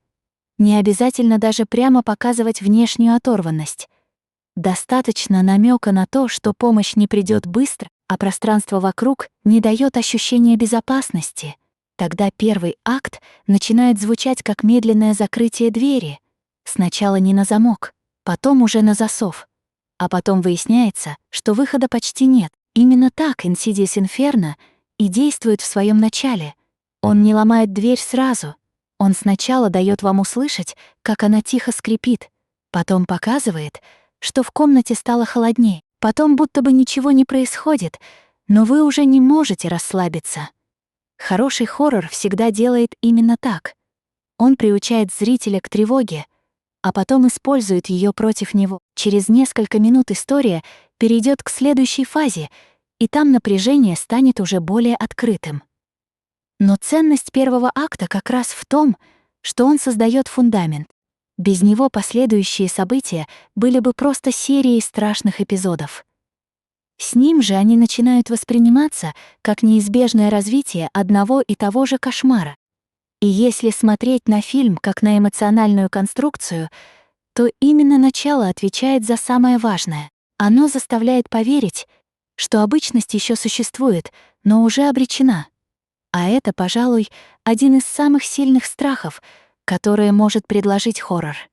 Когда история переходит ко второй фазе, Insidious Inferno перестает намекать и начинает давить открыто. Именно в этот момент фильм меняет режим, и спокойное, пусть и тревожное ожидание превращается в куда более жесткое чувство неизбежности. Все, что раньше казалось странностью, теперь складывается в полноценную угрозу. И самое неприятное здесь в том, что это уже нельзя списать на совпадение. В хорроре момент первых настоящих смертей всегда имеет особый вес. До этого зритель еще может надеяться, что все ограничится пугающими знаками, сбоем восприятия, странными тенями и напряженными разговорами. Но как только история переступает черту и показывает необратимый вред, игра меняется. С этого момента фильм просит зрителя не просто бояться, а признавать, что перед ним уже не абстрактное зло, а реальная разрушительная сила. Insidious Inferno использует этот переход довольно жестко. Сценарий не затягивает с эскалацией. Как только появляется ощущение, что в доме действительно происходит что-то смертельно опасное, фильм начинает разворачивать свой более темный слой. И здесь важно не только само наличие убийств, но и то, как они меняют общее восприятие пространства. Дом больше не кажется просто странным. Он становится враждебным. Это уже территория, где смерть не случайна, а встроена в саму атмосферу. Очень сильный эффект дает то, что первые жертвы не воспринимаются как шок ради шока. Они работают как доказательство. До этого герои могли еще спорить, сомневаться, искать логическое объяснение. Теперь пространство само подтверждает, что человеческая логика здесь больше не работает. И именно это делает вторую фазу истории такой неприятной. Зритель понимает, что спорить уже ни о чем, угроза реальна. На этом этапе особенно заметно, как фильм меняет ритм. Если вначале он жил на паузах и тревожных намеках, то теперь напряжение становится плотнее. В диалогах больше раздражения, в реакциях больше паники. В каждом новом эпизоде появляется ощущение, что время у героев заканчивается. И вот это чувство ограниченного времени очень хорошо работает на хоррор. Оно лишает зрителя эмоциональной дистанции. Один из сильнейших моментов второй части истории заключается в том, что убийства и другие проявления зла совсем просто добавляют событий, а меняют само понимание того, с чем столкнулись герои. Сначала казалось, что перед ними нечто из разряда классического паранормального феномена. Теперь это ощущается как нечто более агрессивное и более личное. И в хорошем хорроре именно так и должно происходить. Зло не должно быть просто фоном. Оно должно становиться все ближе, все наглее и все тяжелее для восприятия. Когда подобные сцены хорошо поставлены, они работают не только как пугающий элемент, но и как драматический поворот. Герои больше не могут жить в режиме сомнения. Им приходится действовать. Но проблема в том, что действия уже запаздывают, и в этом заключается один из самых болезненных аспектов второй фазы. Осознание приходит слишком поздно. Страх уже не в будущем, он в настоящем, и это меняет весь тон фильма. Insidious Inferno, судя по общей структуре, использует именно такую логику. Вместо постоянной гонки за крупным эффектом он выстраивает давление через повторяющиеся доказательства опасности. Каждое новое происшествие не просто пугает. Оно лишает персонажей еще одной опоры. Сначала они теряют уверенность, потом теряют контроль над ситуацией, потом начинают подозревать, что сами больше не понимают масштаб происходящего. А дальше остается только попытка выжить. Очень важно и то, что в этот момент фильм может играть на контрасте между внешним и внутренним ужасом. Внешний ужас проявляется в событиях, которые уже невозможно игнорировать. но внутренний ужас рождается из реакции людей на эти события. Кто-то начинает паниковать, кто-то пытается сохранять рассудок. Кто-то изо всех сил держится за идею, что еще есть рациональное объяснение. И именно это столкновение разных реакций делает историю объемнее. Хоррор в этот момент перестает быть только историей о сущности. Он становится историей о реакции человека на невозможное. Сильной стороной второй фазы является и то, что она не дает зрителю полностью расслабиться между жесткими эпизодами. Даже когда действие на секунду замедляется, ощущение угрозы не исчезает. Это очень важный эффект. Потому что лучшие ужастики не работают по принципу вспышки и затишья. Они поддерживают тяжелое давление, при котором даже относительная тишина кажется подозрительной. Insidious Inferno как раз и создает такое ощущение. Есть еще один момент, который особенно ценен в подобной истории. Когда начинаются смерти, фильм должен четко показать, что это не случайное совпадение и не набор разрозненных несчастий. И здесь важно не столько объяснение, сколько связь. Зритель должен почувствовать, что все происходящее складывается в одну линию, и чем отчетливее эта линия, тем сильнее ощущение неизбежности. Именно так страх становится глубже, потому что случайность можно пережить. Систему гораздо сложнее. Вторая часть сюжета хороша еще и тем, что она переводит историю из режима расследования в режим выживания. До этого герои могли спрашивать, что происходит. Теперь вопрос становится другим. Как остаться в живых? Этот сдвиг кажется простым, но он очень сильно влияет на восприятие. Потому что выживание немедленно поднимает ставки. Ошибка уже не просто неприятна, она может стоить жизни. Если смотреть на эмоциональную механику фильма, то именно в этот момент он должен начинать ломать привычные схемы безопасности. Что бы герои ни делали, угроза кажется быстрее. Что бы они ни предполагали, реальность оказывается хуже. Это классический, но очень действенный способ показать, что человек в хорроре не контролирует пространство, в котором находится. И Insidious Inferno явно строит свою вторую фазу на этом ощущении бессилия. Еще одна важная деталь заключается в том, что подобные сцены почти всегда запоминаются не только самим действием, но и тем, как они меняют атмосферу после себя. После первой смерти тишина уже звучит иначе. После второго тревожного события люди в кадре иначе смотрят друг на друга. После третьего зритель уже не ищет объяснений, а ждет, когда все окончательно рухнет. И это очень сильная драматургическая цепочка. Она превращает каждое новое происшествие в ступень вниз. В таких фильмах очень легко впасть в однообразие, если каждое ужасное событие подается одинаково. Но здесь куда важнее, чтобы каждое проявление зла меняло тон на новый оттенок. Сначала это может быть просто подтверждение, потом предупреждение, потом уже прямое давление. Если фильм это выдерживает, он сохраняет интерес. И вторая фаза Insidious Inferno, похоже, именно на этом и держится. Зритель в этот момент обычно уже не смотрит на дом, как на место действия. Он начинает воспринимать его как активного противника, и это очень важная победа хоррора, потому что пространство перестает быть нейтральным. Все, что было вокруг, теперь кажется соучастником. Шум половиц, тишина за дверью, слабый свет, гулкая комната — все это становится частью нападения. И вот тут фильм действительно начинает работать как кошмар. Интересно и то, что персонажи на этой стадии оказываются уже не просто испуганными, а эмоционально измотанными. Это очень важно для хоррора, потому что страх на фоне усталости воспринимается гораздо острее. Когда человек еще полон сил, он может сопротивляться. Когда он уже вымотан, любая новая угроза кажется вдвойне опасной, и если фильм показывает это состояние, он делает свою работу честно.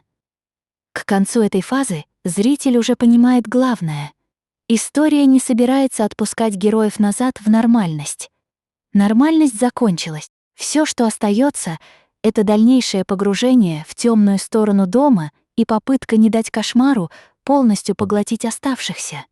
И именно это превращает вторую фазу в один из самых напряженных участков фильма. Через несколько минут мы перейдем к третьей части и посмотрим, как Insidious Inferno ведет историю к еще более жесткому столкновению с тем, что скрывается внутри этого пространства. Но уже сейчас понятно, что фильм не просто пугает. Он постепенно отнимает у героев все инструменты, которыми они могли бы защититься. А это всегда страшнее, чем разовый испуг. When the story enters its final phase, Insidious Inferno stops behaving like a haunted house mystery and fully becomes a survival nightmare. The earlier questions have already been answered in the darkest possible way. The space is hostile, the threat is real, and the characters are no longer trying to understand the danger so much as endure it. That shift matters because it changes the emotional contract of the film. From this point on, every scene asks one question only. How far can they go before the house wins? This final stretch is where the film's title begins to feel less like style and more like prophecy. The Inferno part is not just decorative. It suggests a place where heat, pressure, and punishment are all part of the same experience. And that is exactly what the ending aims to do. It turns the entire environment into a pressure chamber. The characters are not simply being scared anymore. They are being pushed toward collapse. What makes this phase effective is that it does not come out of nowhere. The film has spent the earlier parts laying down the conditions for it. First came the hesitation, then the proof, then the deaths. Now, there is nowhere left to hide. That kind of escalation is important in horror because it makes the ending feel earned rather than mechanical. The audience has already lived through the descent, so the last act feels like the logical and terrifying result of everything before it. In this part of the story, the main emotional engine becomes desperation. Monica and Андре are no longer reacting like people who think they can still negotiate with what is happening. They are reacting like people who know the rules have been rewritten. That is a powerful shift because desperation changes the rhythm of every interaction. Words become shorter. Decisions become more urgent. Fear stops being abstract and starts becoming practical. Each choice suddenly has consequences. The best horror endings do not simply reveal the monster. They reveal the scale of the damage. And that is what this phase tries to do. It makes the viewer feel that the threat was never only about a series of isolated attacks. It was about a larger force steadily enclosing the characters from the start. By the time the final confrontation arrives, the audience is not just waiting to see what the entity will do next. It is waiting to see whether the characters have anything left to resist with. That is why the final stretch feels so oppressive. The film is no longer setting up fear. It is cashing in every ounce of it. Earlier moments of uncertainty now pay off as dread, and earlier signs of instability turn into emotional exhaustion.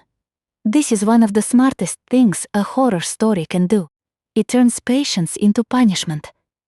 What once looked like slow pacing now reveals itself as a long fall.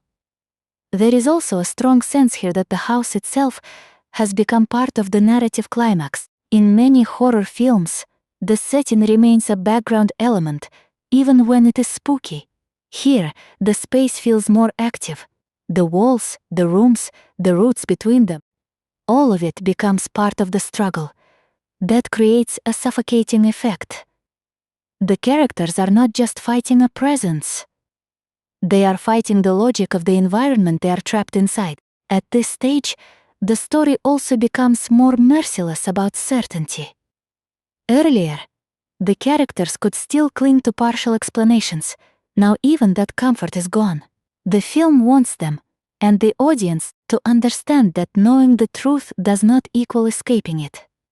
That is a classic, but very effective horror idea. Knowledge does not rescue you.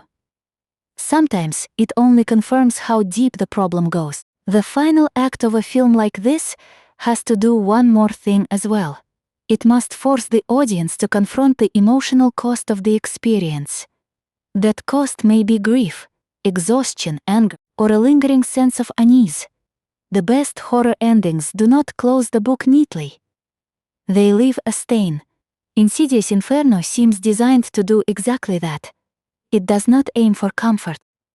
It aims for the feeling that something fundamental has been broken.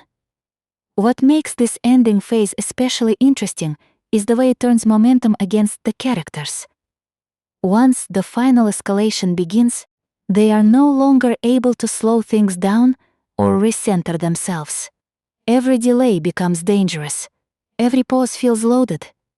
That creates a terrible kind of forward motion. The story is moving toward its climax, but the characters are moving towards something they cannot really survive intact. Thematically, this part of the film is where all the earlier ideas tighten into one statement. A safe place can be corrupted. Fear can make people isolated even when they are together. The past can keep living inside the present. Those ideas are not especially subtle, but they do not need to be. In horror, clarity can be a strength when it is tied to emotion, and this film appears to use its final act to say those things with force, rather than ornament. One of the more effective things about the final stretch is that it likely depends less on explanation and more on experience. At this point, the audience no longer needs a long lecture about the rules. It needs the emotional realities of the danger to land. That means the ending has to work through tension, timing, and visual pressure. If the film succeeds, the viewer feels like they are trapped in the same narrowing tunnel as the characters. That experience is important because it is what gives the film its identity. Plenty of horror movies can describe a haunted location. Fewer can make that location feel like a trap that keeps tightening.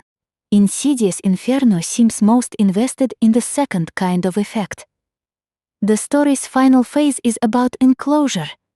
It is about the point where fear stops being a reaction and becomes the atmosphere itself.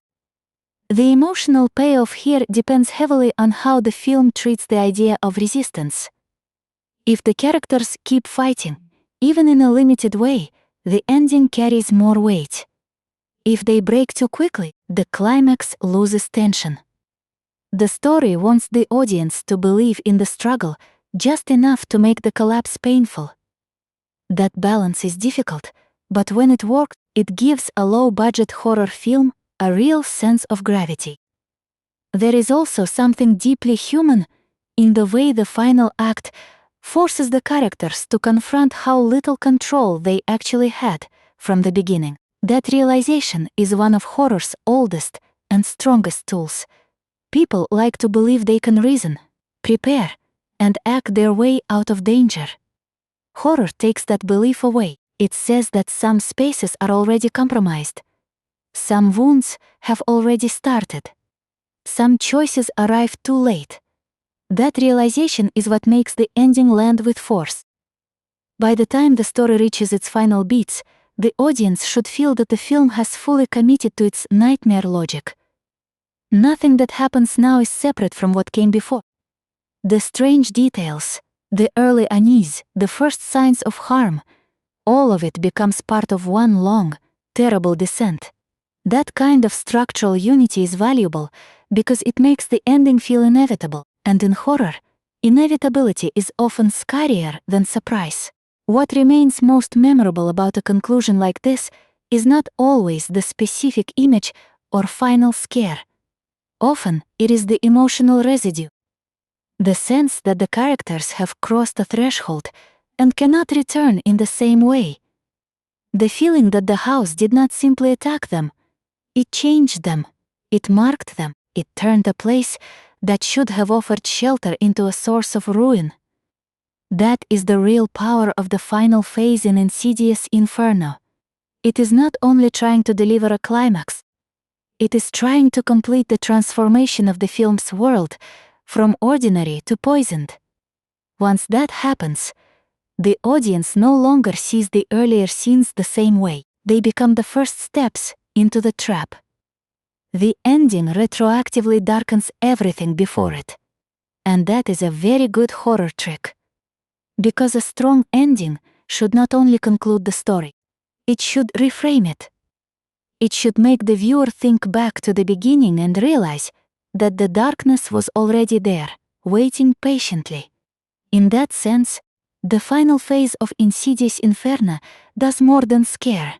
It completes the descent. The visual style of Insidious Inferno matters because horror lives or dies by what the camera chooses to reveal and what it withholds.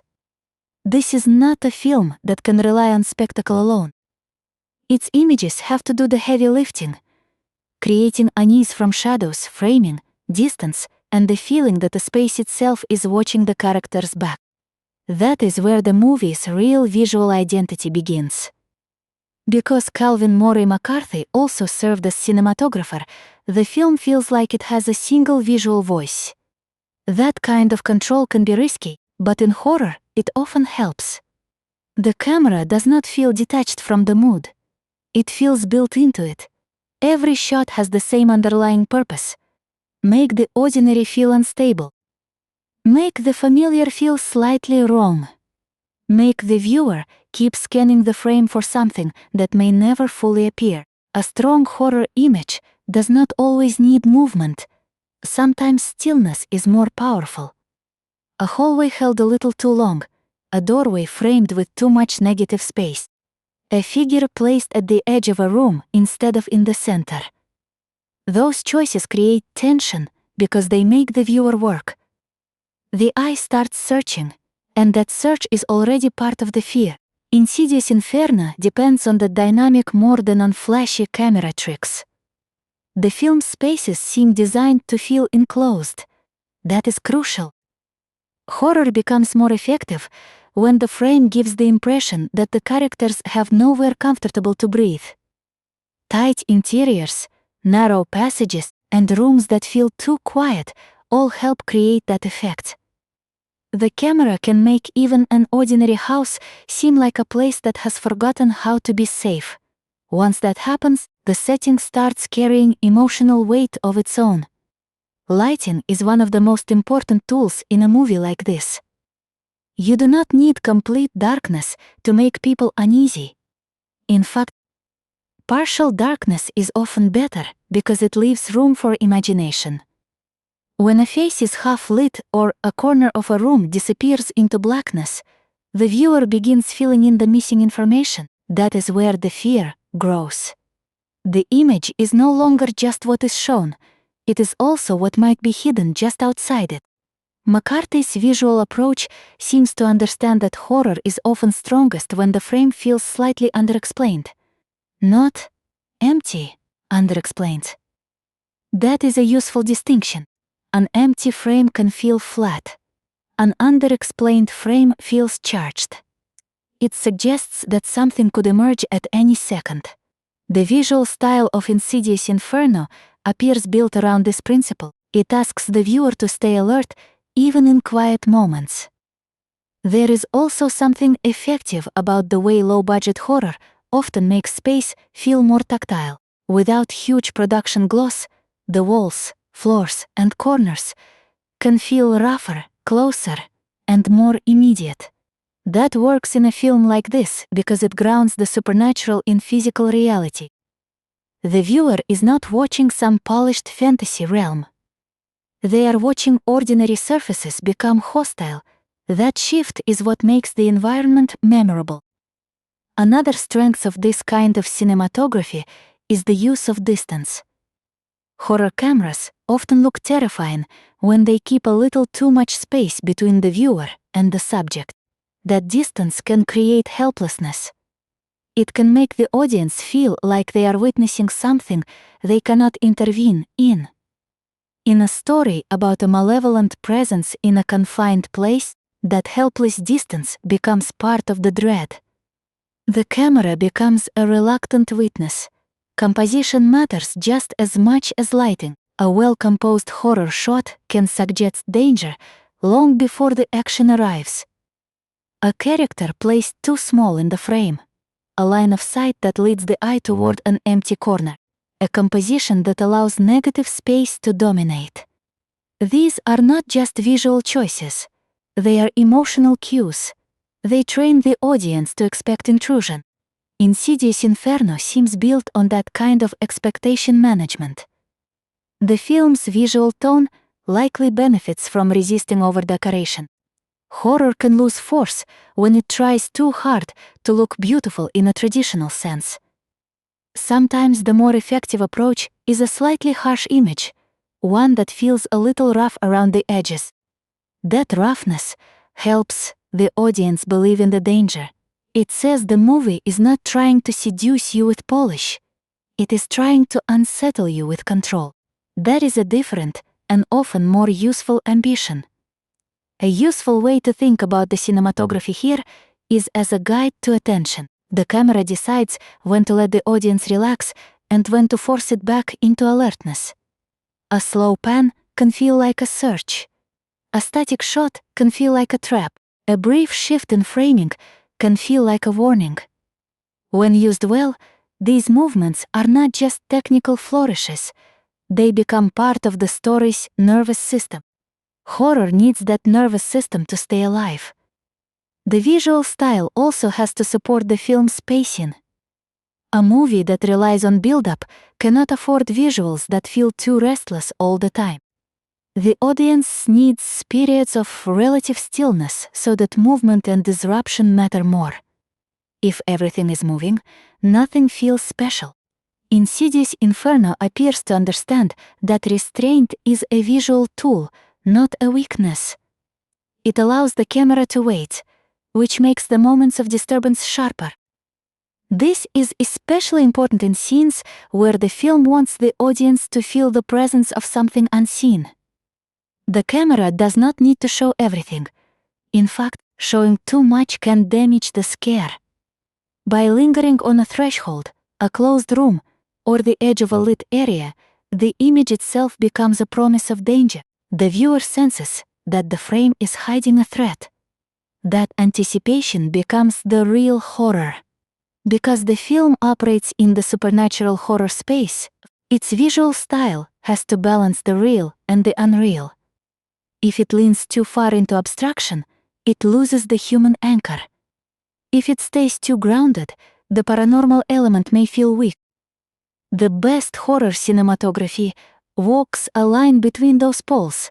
It keeps the setting believable, while allowing the frame to feel contaminated by something impossible. That contamination is where the film's tension lives. What stands out most about a visual approach like this is how little it needs to do to create discomfort. A slight change in color temperature. A shadow that seems deeper than it should. A room that feels too wide or too narrow. These details matter because the viewer notices them subconsciously. Good horror cinematography works below the level of conscious analysis. It makes the body tense before the mind explains why. That is why Insidious Inferno can benefit from a visual style that is disciplined rather than showy. The less the camera advertises itself, the more the atmosphere can speak. This is not to say the film should be invisible. It should not be bland. It should be deliberate. There is a difference. Deliberate framing tells the viewer that every image has a purpose. In horror, that purpose is usually to keep the audience leaning forward. The film's visual identity also helps support the sense of inevitability that runs through the story. If the camera repeatedly returns to enclosed spaces, empty rooms, and narrow routes, it starts building a visual memory of entrapment. By the time the story escalates, the audience has already internalized the environment as something difficult to escape. That memory makes the later scenes feel heavier because the frame itself has taught the viewer to fear confinement. Another thing worth noting is that horror cinematography often becomes more powerful when it respects the audience's imagination. If the frame always explains itself completely, the viewer has nothing left to fear except the image. But if the image gives just enough information and then stops, imagination rushes in. That is where real discomfort begins. Insidious Inferno seems to lean into that principle rather than fight it. This visual method also supports the film's emotional logic. The characters are dealing with a threat they do not fully understand, and the camera mirrors that by refusing to over-explain the environment. There is always a little uncertainty left in the frame. That uncertainty creates a parallel between the audience and the characters. Both are forced to read the room, both are forced to wait, and both are left vulnerable to whatever the image is not telling them. At its best, the cinematography in a horror film does not just illustrate fear, it manufactures it. That is the standard Insidious Inferno seems to aim for. It uses visual restraint, enclosed spaces, careful composition, and a controlled sense of distance to make the story feel pressurized. The result is a film that understands a basic truth of the genre. In horror, the frame is not just where the story happens. It is part of the threat itself. One of the most interesting questions in any horror film is how the threat is made visible. Some movies hide behind suggestion. Some go fully digital. Some rely on makeup, prosthetics, and physical performance to make the danger feel real. Insidious Inferno sits in the space where production craft has to do a lot with very little. That makes the effects and creature work especially important, because when the budget is limited, every visible detail carries extra weight. Horror audiences are extremely sensitive to authenticity. If a monster looks fake, the fear breaks immediately. If a wound looks too clean, the spell is gone. If a supernatural presence does not feel physically believable, the entire film can collapse around it. That is why practical effects still matter so much in genre cinema. They have texture, they have imperfections. They occupy space in a way that digital effects sometimes struggle to replicate. In a film like this, that physicality can be the difference between tension and disbelief. Insidious Inferno appears to lean on the idea that a horror threat should feel close enough to touch. Even when the presence is supernatural, it needs some kind of material expression. That might come through makeup, creature performance, lighting, or carefully staged reveals. The goal is not just to show something frightening. The goal is to make the viewer feel that the thing on screen exists in the same room as the characters. Once that feeling is there, the fear becomes much harder to shake. Creature design in low-budget horror often succeeds when it is selective rather than excessive. Showing too much too soon can make a creature look artificial. Revealing only fragments lets the imagination do the rest. A hand, a face half hidden, a posture that looks wrong, a movement that is slightly off. These details can be much more disturbing than a full, polished reveal. The best practical horror effects know how to suggest more than they display. That seems to be the territory this film works in. There is also a special advantage to physical effects in a film about possession, haunting, or paranormal intrusion. The audience wants to believe that the evil is affecting the world in a direct, bodily way. That means marks, distortions, injuries, and unusual textures matter. A practical effect can make those things feel raw and immediate. You can almost sense the heat, the pressure, the grime. That sensory quality adds a lot to horror because fear is not only visual, it is also tactile in the viewer's mind. The production craft behind a movie like this often depends on creative problem solving. If you cannot afford huge set pieces, you find ways to make small ones feel alarming. If you cannot build elaborate destruction, you use sound, framing, and a single effective image to imply it. If you cannot create a massive creature, you make the audience dread the moments when it appears. That sort of craft is invisible when it works, and painfully obvious when it fails. A strong horror film makes the audience forget the limitations and focus on the effect. What makes this especially valuable in Insidious Inferno is that the story itself is built on a slow escalation of dread. That means the effects do not need to dominate every scene. They need to arrive at the right time and reinforce the emotional direction of the story.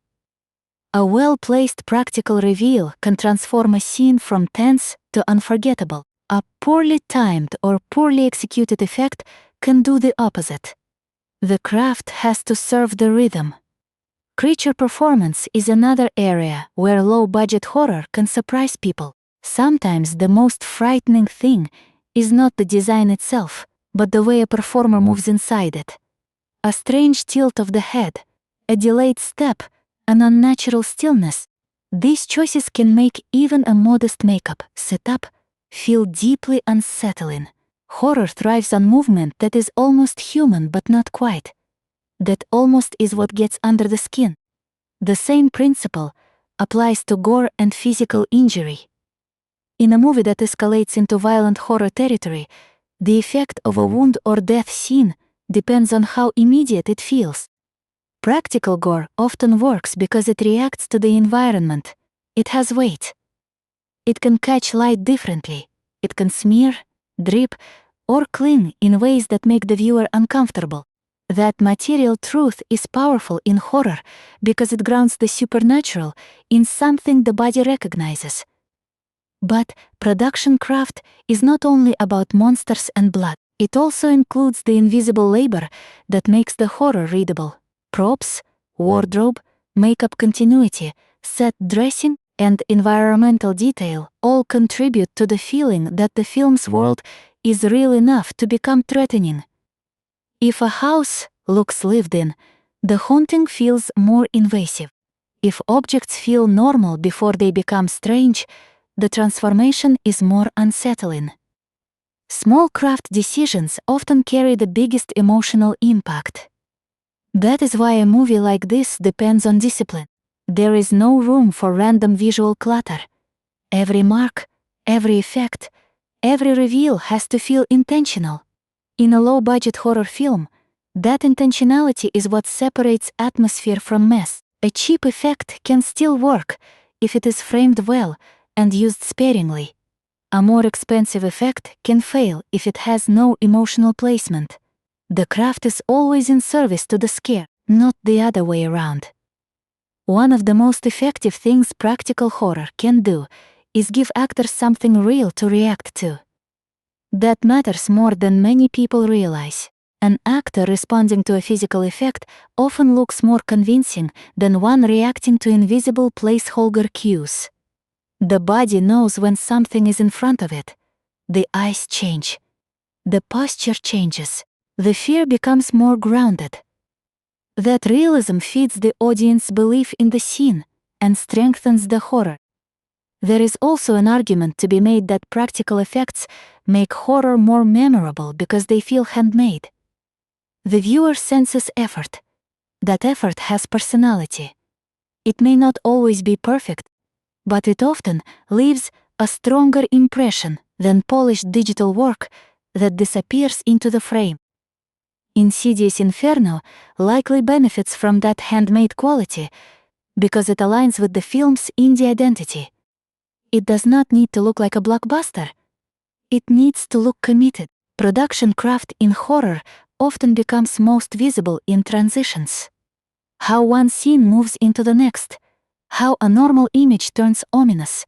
How an ordinary object becomes sinister. Those transitions matter because horror is a genre of change. The craft has to support that transformation. If the film can take a room, a body, or a gesture and make it feel altered, then the audience experiences the story as a living escalation rather than a static sequence of events. The same applies to sound integration, even when the focus is on visual effects. Practical horror works best when image and sound reinforce one another. A physical reveal should have sonic texture. A monster entrance should feel heavy. A wound should sound unpleasant. That combination is what creates a bodily response in the viewer. Without that coordination, even a well-made effect can feel flat. Because Insidious Inferno is operating in the supernatural horror lane, the production craft also has to manage ambiguity. If the film shows too much too early, the supernatural ceases to feel mysterious. If it hides everything, it risks becoming vague. So the work of design, makeup, and staging is to balance revelation and concealment. That balance is difficult, but it is at the heart of atmospheric horror. The audience should see enough to fear, but not enough to feel settled. A low-budget production often succeeds by leaning into exactly what it can do well. It may not have the resources for huge digital spectacle, but it can still deliver strong texture, eerie stillness, and moments that feel physically invasive. Insidious Inferno seems to understand that its strength lies in atmosphere, supported by practical detail. That is the kind of craft that gives a film staying power, especially in a genre where viewers are always comparing one scare to the next. In the end, the production craft of a horror film like this does something very important. It convinces the audience that the nightmare has mass. That is the real achievement. The evil is not just an idea, it has shape. It occupies the room. It leaves marks. It changes surfaces. It affects bodies. Once the viewer accepts that, the horror becomes much harder to dismiss. And that is why practical effects still matter so much. They remind us that fear is not only about what we imagine, it is also about what feels physically present. In Insidious Inferno, that presence is a crucial part of the film's power. In a horror film, sound is often more important than image, because the ear notices danger before the eye fully understands it. Insidious Inferno depends on that principle. The score does not simply accompany the action. It helps shape the air around it, turning silence, tension, and sudden noise into part of the threat itself. That is what a horror soundtrack should do. It should feel like pressure, not decoration. Ben Eastman's music has to live inside a very difficult balance. It cannot overwhelm the film, because then every scene would feel pushed too hard, but it also cannot disappear, because then the movie would lose one of its strongest tools for building dread. The best horror score knows when to whisper and when to strike. It knows that a low pulse can be more frightening than a full blast. It knows that restraint often makes the next sound hit harder. One of the most effective functions of a horror score is to make silence feel unstable. That is where music becomes psychological rather than purely emotional. If the soundtrack drops out at the right moment, the audience feels the absence immediately. The room seems larger. The air seems thinner. Every tiny noise becomes suspicious. Insidious Inferno appears to rely on that kind of sonic architecture, where silence is not rest but a warning. A score like this often works through layers. There may be a soft drone under the scene, a faint pulse beneath the dialogue, or a creeping texture that the viewer does not consciously register until it has already affected the mood. This is one of the reasons horror music is so powerful. It can shape tension below the level of conscious attention. The audience may not be able to hum the melody afterward, but they remember the feeling. And in horror, the feeling matters more. The film's sound design and score likely work as partners. Music creates the emotional frame, while ambient sounds make the world feel physically active. A creak, a distant hum, a sudden shift in tone. These details matter because horror often lives in the space between what is heard and what is expected. When sound is used well, the audience starts listening for danger as much as watching for it. That changes the entire viewing experience. In a haunted or supernatural setting, sound can also suggest a presence that the camera has not yet revealed. A low vibration in the room, a disturbance in the mix, a note that feels slightly off. These things do not need to be loud to be effective, they need to be unsettling. The listener should feel that the sonic world is not stable. That instability becomes part of the fear. Horror composers often face a strange challenge. The music must feel specific enough to shape the film, but general enough not to distract from the narrative. In other words, the score should enhance the dread without announcing itself every second. That kind of control is difficult. If the music is too obvious, it starts to feel manipulative. If it is too subtle, it loses impact. A good horror score walks right between those extremes. Insidious Inferno seems like a film that benefits from recurring sonic ideas. Horror often works best when a film gives the audience a sound signature that becomes associated with danger. It could be a motif, a texture, a rhythm, or even a repeated absence. Once the audience recognizes that sonic pattern, they begin to fear it before the visual event arrives. That anticipation is incredibly valuable because it lets sound carry narrative memory. Another important thing about horror music is its relationship to pacing. A film that builds slowly needs a score that can stretch tension without exhausting it. The music must support patience. It has to keep the audience uneasy during the quiet stretches and then intensify at the exact moment the story calls for release or shock. In that sense, the score acts almost like a second editor. It shapes how long a scene feels and how quickly the fear arrives. The emotional range of a horror soundtrack can also be more complex than people expect. It is not only about fear. It can carry grief, helplessness, loneliness, and the sense of something irreversibly wrong. That emotional layering matters because the best horror is rarely only about being scared. It is about feeling trapped inside an emotional weather system that has no stable ground. The music in Insidious Inferno likely helps create that broader mood. There is a strong case to be made that low-budget horror often benefits from focused, minimal scoring. Without the pressure to fill a giant soundscape, the composer can concentrate on tension and texture.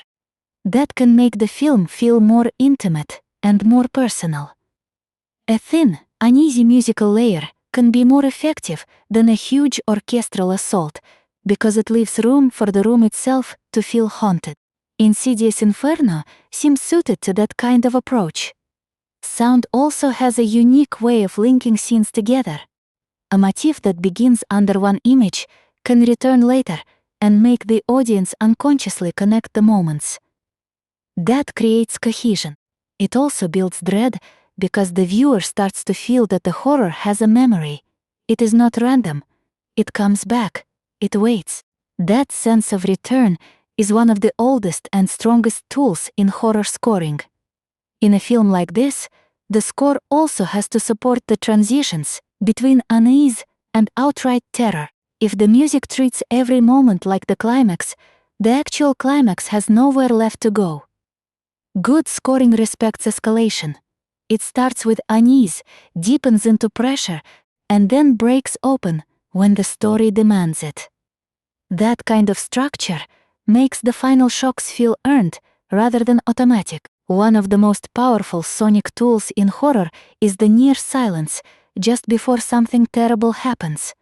The audience senses the drop, the body braces, then the scare lands. This works because the soundtrack has helped create a tiny vacuum of expectation. If Insidious Inferno uses that technique well, then the score is doing more than just supporting scenes. It is actively shaping the viewer's nervous system. The relationship between score and character is also worth mentioning. Music can make us feel a character's panic even before they speak. It can tell us that a moment is emotionally larger than it seems on the surface. It can give the audience a subjective connection to fear. In horror, that connection matters because the genre is most effective when we experience the threat through the characters, rather than from a safe distance. The soundtrack in this film likely helps close that gap. Another reason the score matters is that horror often depends on repetition with variation. The same idea comes back, but in a more dangerous form. The same sound returns, but darker. The same pulse grows heavier. That musical repetition mirrors the story's structure. It tells the audience that what once felt manageable is becoming harder to survive. In that sense, the soundtrack becomes a map of the film's descent. It is also worth recognizing that horror music can influence how we remember a film long after it ends. People sometimes forget exact plot points, but retain the emotional residue created by the score. They remember how the room felt. They remember the pressure in their chest. They remember that one sound that made their skin tighten. If Insidious Inferno leaves that kind of imprint, the music has done its job. The most successful horror soundtracks also know when not to explain themselves. Not every cue needs to tell the audience exactly what to feel. Ambiguity can be powerful. A music cue that suggests danger without spelling it out allows the viewer to participate in the fear. That participation makes the experience more personal. It turns the soundtrack into a trigger for imagination rather than a set of instructions. In the end, Ben Eastman's contribution to a film like this is about more than melody or atmosphere. It is about timing, pressure, and emotional control. The score has to function like an invisible hand, tightening and releasing the audience at just the right moments. When it works, the viewer does not notice the technique first. They notice the unease, and that unease is exactly what horror needs. That is why the soundtrack matters so much in Insidious Inferno. It is not there just to decorate the darkness. It is there to deepen it, shape it, and keep it alive even when the screen seems still. The deeper you go into Insidious Inferno, the more it becomes clear that the film is not only trying to scare you. It is also trying to say something about fear itself, about the way people lose control, and about what happens when a place stops feeling safe. Horror works best when it has a surface level and a hidden level. This film leans into that structure, even if it never turns into a formal puzzle box. At the most basic level, the house or isolated setting stands for safety that has been corrupted. That idea is simple, but it hits hard because it is universal. Everyone understands the need for a private space where the world cannot reach them. When that space becomes dangerous, the emotional effect is immediate. The film uses that familiar fear to build a larger theme. Safety is not guaranteed. It can be invaded. It can rot from the inside. That theme becomes stronger because the threat is not just physical, it is psychological. The characters are forced to question their senses, their assumptions, and even one another. In horror, that kind of doubt is often more damaging than the monster itself. When you no longer trust what you see, the world becomes unstable. Insidious Inferno seems to understand that instability as one of its main ideas. The supernatural threat is frightening, but the loss of certainty is what makes it linger. There is also a strong sense of contamination running through the film's structure. The evil presence does not feel like a separate event dropped into the story. It feels embedded in the environment, almost as if the place has already been marked. That gives the movie a theme of inherited damage. The past is not gone.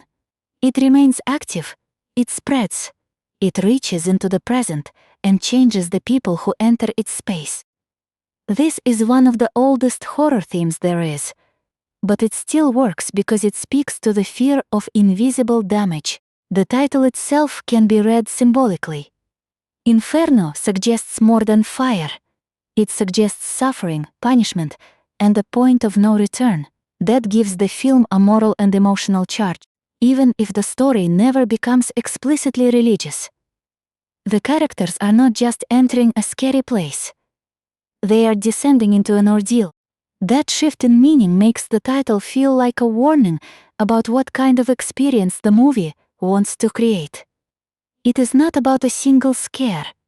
It is about a descent. Another major theme in the film is isolation. Isolation is one of horror's most powerful tools because it strips away the ordinary social safety nets that help people feel protected. In the world of this story, there is no easy rescue, no simple interruption from outside, no reassuring sense that someone will arrive in time. That emotional isolation matters just as much as physical isolation. It leaves the characters trapped inside their fear. And when people feel alone inside a threat, the threat becomes larger. The film also seems to explore the fragility of belief. At first, the characters likely want to explain what is happening in rational terms. That is natural. People do not immediately accept the impossible. But as the story continues, those explanations stop working. The breakdown of belief is important because it represents a larger human problem. We want the world to obey patterns we understand. Horror attacks that desire directly. Insidious Inferno uses that attack to create a sense of helplessness.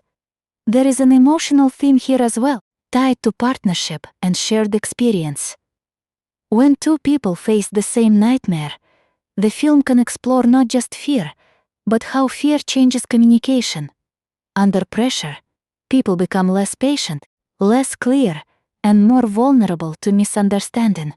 That means the horror is not only external, it also enters the relationship. This is an especially effective thematic layer because it makes the threat feel intimate. The damage does not stop at the walls, it reaches into trust. A film like this also often carries the theme of consequence. Horror stories rarely begin with random disaster. They usually imply that something has been disturbed, ignored, or left unresolved. Even if the movie never states it bluntly, the setting itself often suggests some kind of hidden history. That creates a moral texture. The past matters. Actions have weight. What is buried does not stay buried. Insidious Inferno seems to use that idea to make its world feel larger than the visible plot. Another way to read the film is through the idea of entrapment. Not every prison has bars. Some are made of memory, history, fear, or repetition. The characters in this story seem to move through a space that keeps closing in on them, both literally and emotionally. That makes the movie feel like a study in narrowing options. The more they learn, the less freedom they have.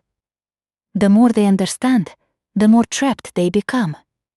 That is a very strong horror pattern, because it turns knowledge into a burden. You can also see the film as working with the theme of corrupted domesticity. The home is supposed to be the place where the outside world stops. In horror, that assumption is always vulnerable. When a domestic space becomes unsafe, the film attacks one of the most basic human expectations. Insidious Inferno appears to lean on that fear with a lot of confidence.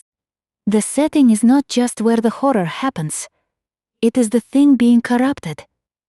There is a subtle but important theme of perception running underneath everything. Characters see, misread, doubt, and reinterpret what is around them. Horror thrives on this because perception is the first thing a haunting attacks. If the characters cannot trust their senses, they cannot build a stable response. That creates a feedback loop. Doubt leads to hesitation. Hesitation leads to danger. Danger confirms the doubt. The film's hidden meaning may be less about ghosts and more about the collapse of perceptual certainty. This kind of story can also be read as a metaphor for emotional repression. The past is not dealt with cleanly, so it returns in distorted form.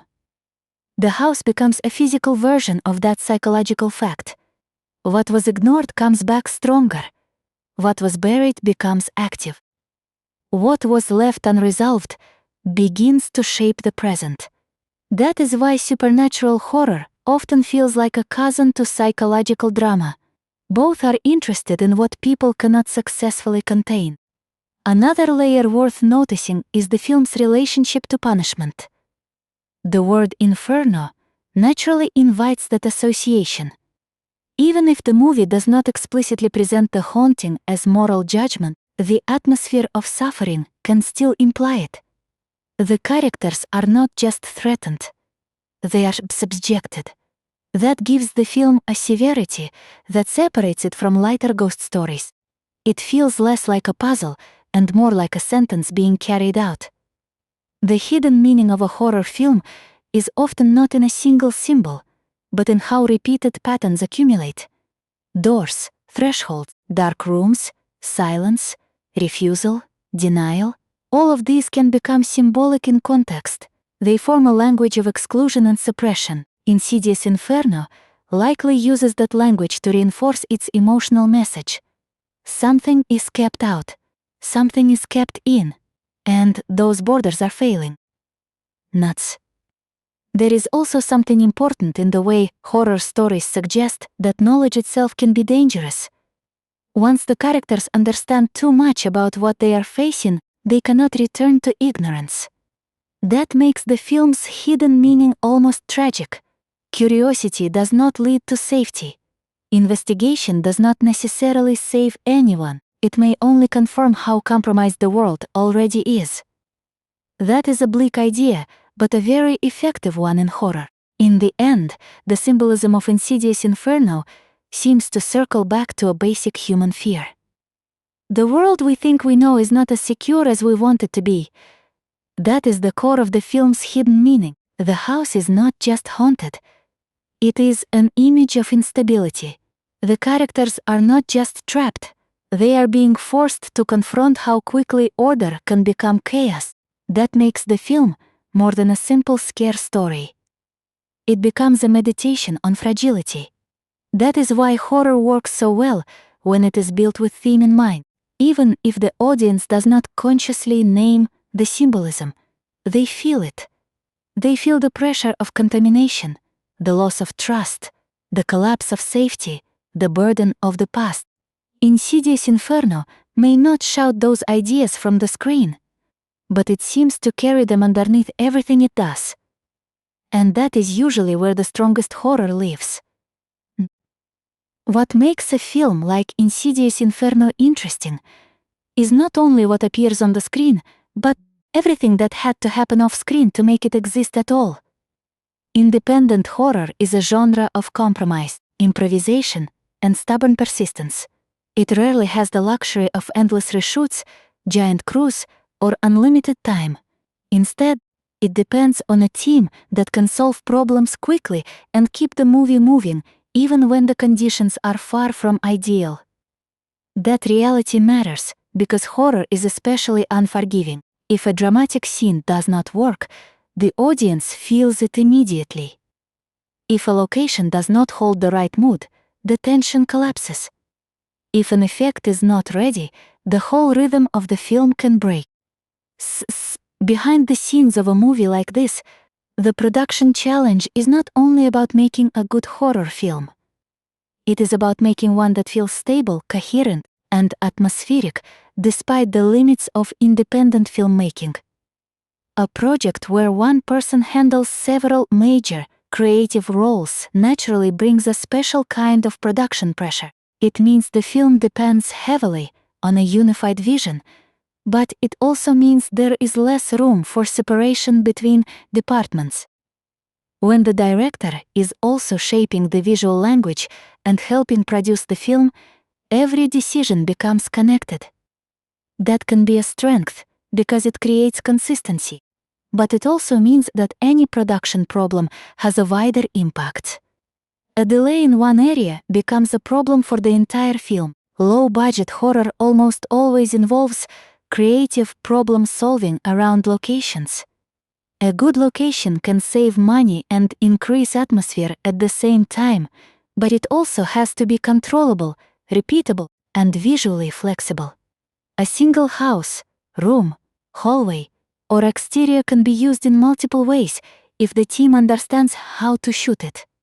That kind of production thinking is invisible to the audience, but it is one of the main reasons a film like this can feel bigger than its budget. The location becomes a storytelling tool instead of just a place to stand. Scheduling is another hidden challenge. Horror often needs scenes that depend on specific lighting conditions, particular weather, or a delicate emotional performance. If a shot requires darkness, or if a scene depends on a very narrow time window, the production has to be precise. Independent films do not always get the luxury of waiting, so the team has to adapt constantly. That kind of pressure can either weaken a film or force it to become more resourceful. With horror, resourcefulness often wins, because Insidious Inferno is an atmospheric supernatural story. Sound likely played a major role in production as well. That means the crew had to think not only about how things looked, but how they would sound once recorded. Quiet locations can be hard to maintain. A humming appliance, traffic outside, or a nearby environmental noise can damage a scene's tension. In horror, a clean sound environment is almost as important as visual control. If the silence is not clean, the fear becomes harder to sustain. Production challenges also appear in the editing stage. Horror films rely heavily on timing, and timing is often refined after the shoot. A pause that feels too long, a reaction that lands too early, or a reveal that arrives a little too soon can change the emotional impact of a whole sequence. That means the editing process becomes part of the storytelling itself. The movie may be shot one way, but it is really finalized in the rhythm of the cut. For a film like this, that rhythm is everything. Another challenge for independent horror is balancing ambition with what the crew can actually deliver convincingly. It is easy to imagine bigger scares than the production can support. The real skill lies in choosing the ones that can be executed well. Sometimes that means simplifying. Sometimes it means implying rather than showing. Sometimes it means turning a limitation into a strength. A restrained reveal can be scarier than a complicated set piece if the filmmaker understands the audience's imagination. That is one of the oldest tricks in horror production and one of the most useful. Creature work and makeup also create special behind-the-scenes pressures. These effects often depend on practical coordination between design, performance, lighting, and camera setup. If any one of those pieces is off, the illusion breaks. That means the crew has to think in layers. How will the material move? How will it hold up under light? How close can the camera get? How long can the performer stay in makeup? These are the invisible questions that shape whether a horror effect feels convincing or artificial. Independent productions also have to manage energy carefully. Horror scenes can be emotionally demanding, especially when they involve fear, injury, or prolonged tension. The cast needs enough time and support to get into the right headspace, but the schedule does not always allow luxury. That creates a practical challenge that never appears on screen. The audience sees a frightening scene. The crew sees the careful process of getting there without wearing out the performance. Good production management is what makes that possible. There is usually also a constant battle against overextension. Horror is a genre where it is tempting to keep adding ideas. More mythology, more scares, more twists. But a production with limited resources has to know when to stop expanding and start refining. That discipline often determines whether the film feels focused or chaotic. Insidious Inferno seems to benefit from a structure that keeps the core idea at the center, instead of chasing too many side paths. That kind of discipline is often a production choice as much as a creative one. Behind the scenes, one of the biggest challenges in a horror project is maintaining a consistent tone across the shoot. Different days, different lighting setups, different emotional scenes. All of these can create fragmentation if the team is not careful. The actors might be at different energy levels. The crew might be dealing with fatigue. The location might look slightly different from one day to another. The only way to keep the movie unified is through careful attention to tone. That kind of consistency is one of the hardest things to preserve in a low-budget shoot. There is also the hidden challenge of audience expectation. Horror viewers are tough. They notice when a scare is cheap, when an effect is rushed, or when a scene exists just to fill time. That means the production has to respect the audience by being as precise as possible. Even a modest film has to feel intentional. It needs to communicate that every decision was made with the genre in mind. That sense of intention can carry a project much further than raw resources alone. A behind-the-scenes factor that often matters in this kind of film is the relationship between ambition and atmosphere.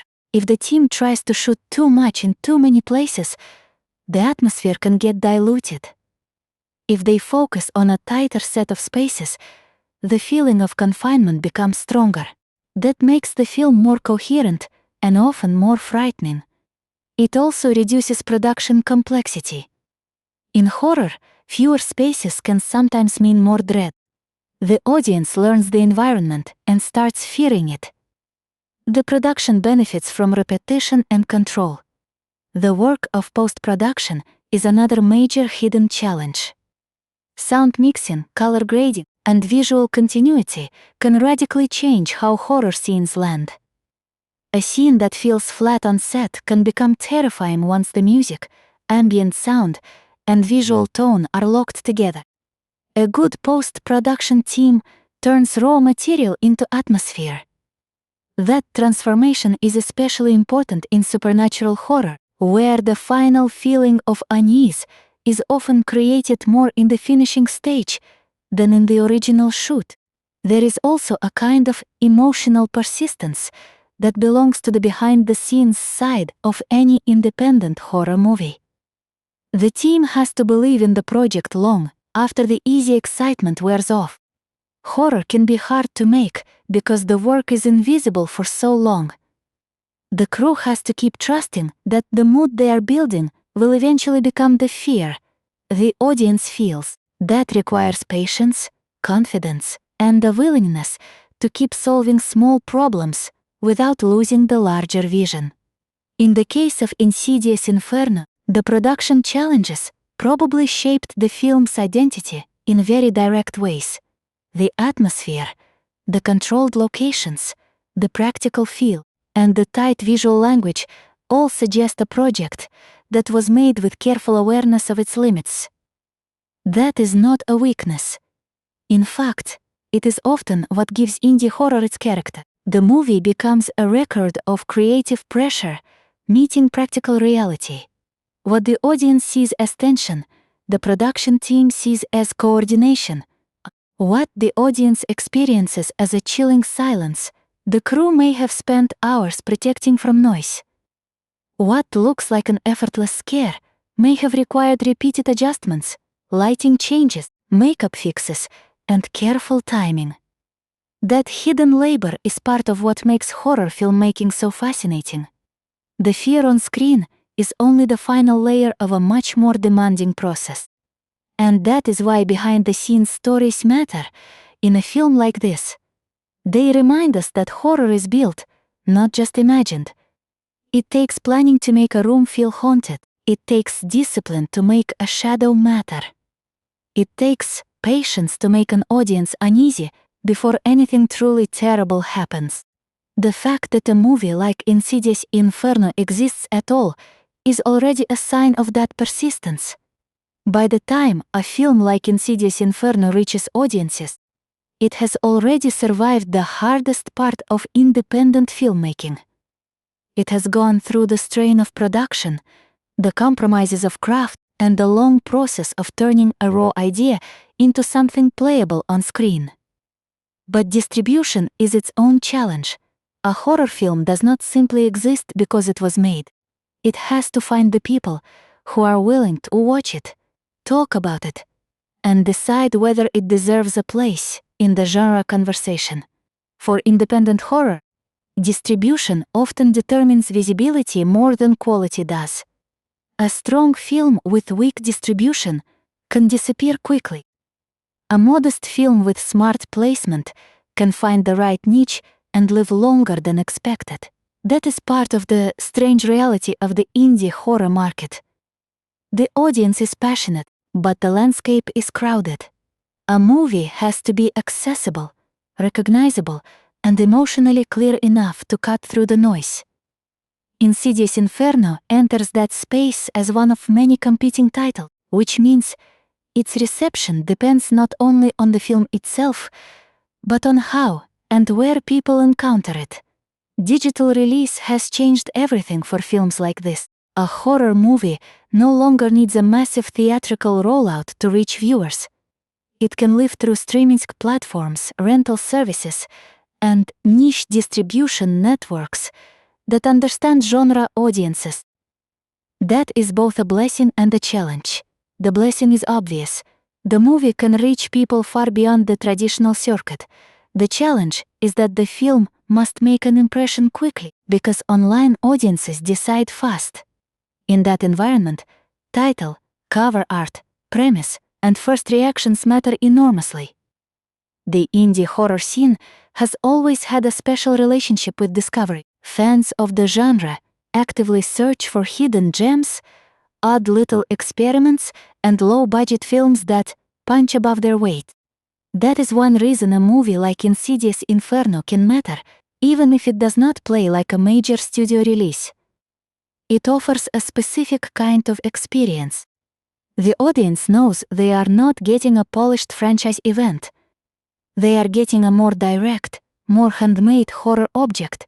For many viewers, that is not a downside. It is the point. Reception in this part of the market is often polarized.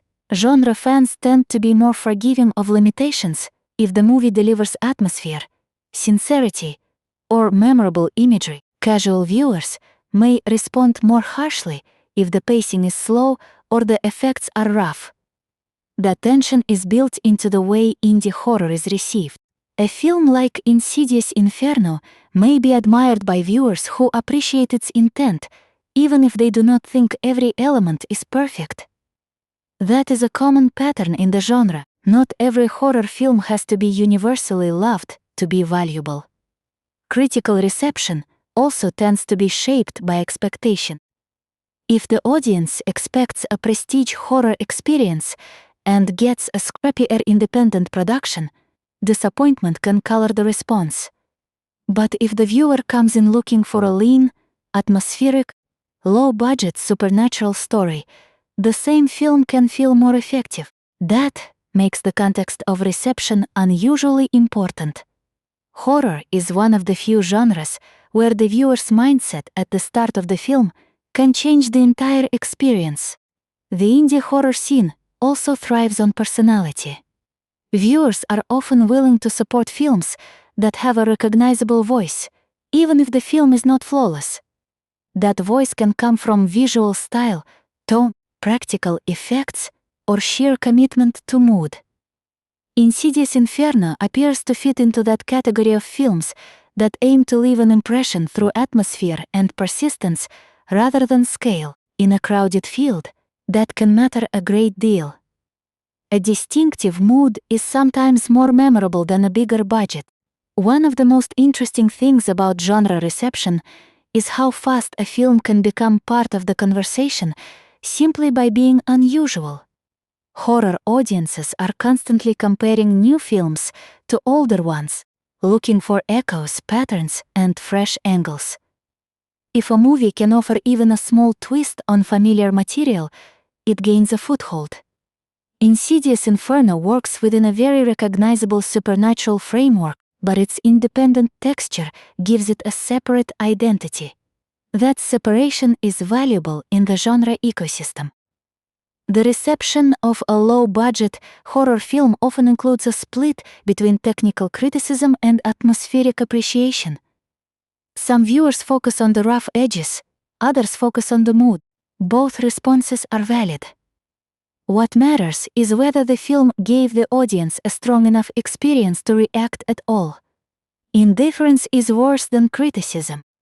A horror movie that leaves people with something to argue about has already done part of its job. It created a reaction strong enough to matter.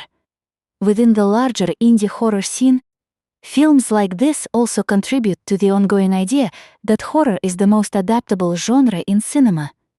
It can survive tiny budgets, unusual structures, small casts, and limited locations, because fear does not require luxury to work. That is one reason independent horror remains so lively. It can be made by small teams, on narrow resources, and still reach viewers in a direct, visceral way.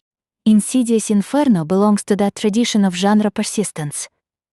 It is also worth noting that distribution gives a film a second life through user discussion. A horror title that gets shared, recommended, debated, or joked about can continue circulating long after its first release window. That kind of afterlife is important in the indie space, because word of mouth is often the main engine of survival. A movie does not need a giant opening weekend to matter. It needs enough people to keep talking. For horror, that conversation often becomes part of the film's identity. In that sense, reception is not only about reviews, it is about how a movie is adopted by its audience.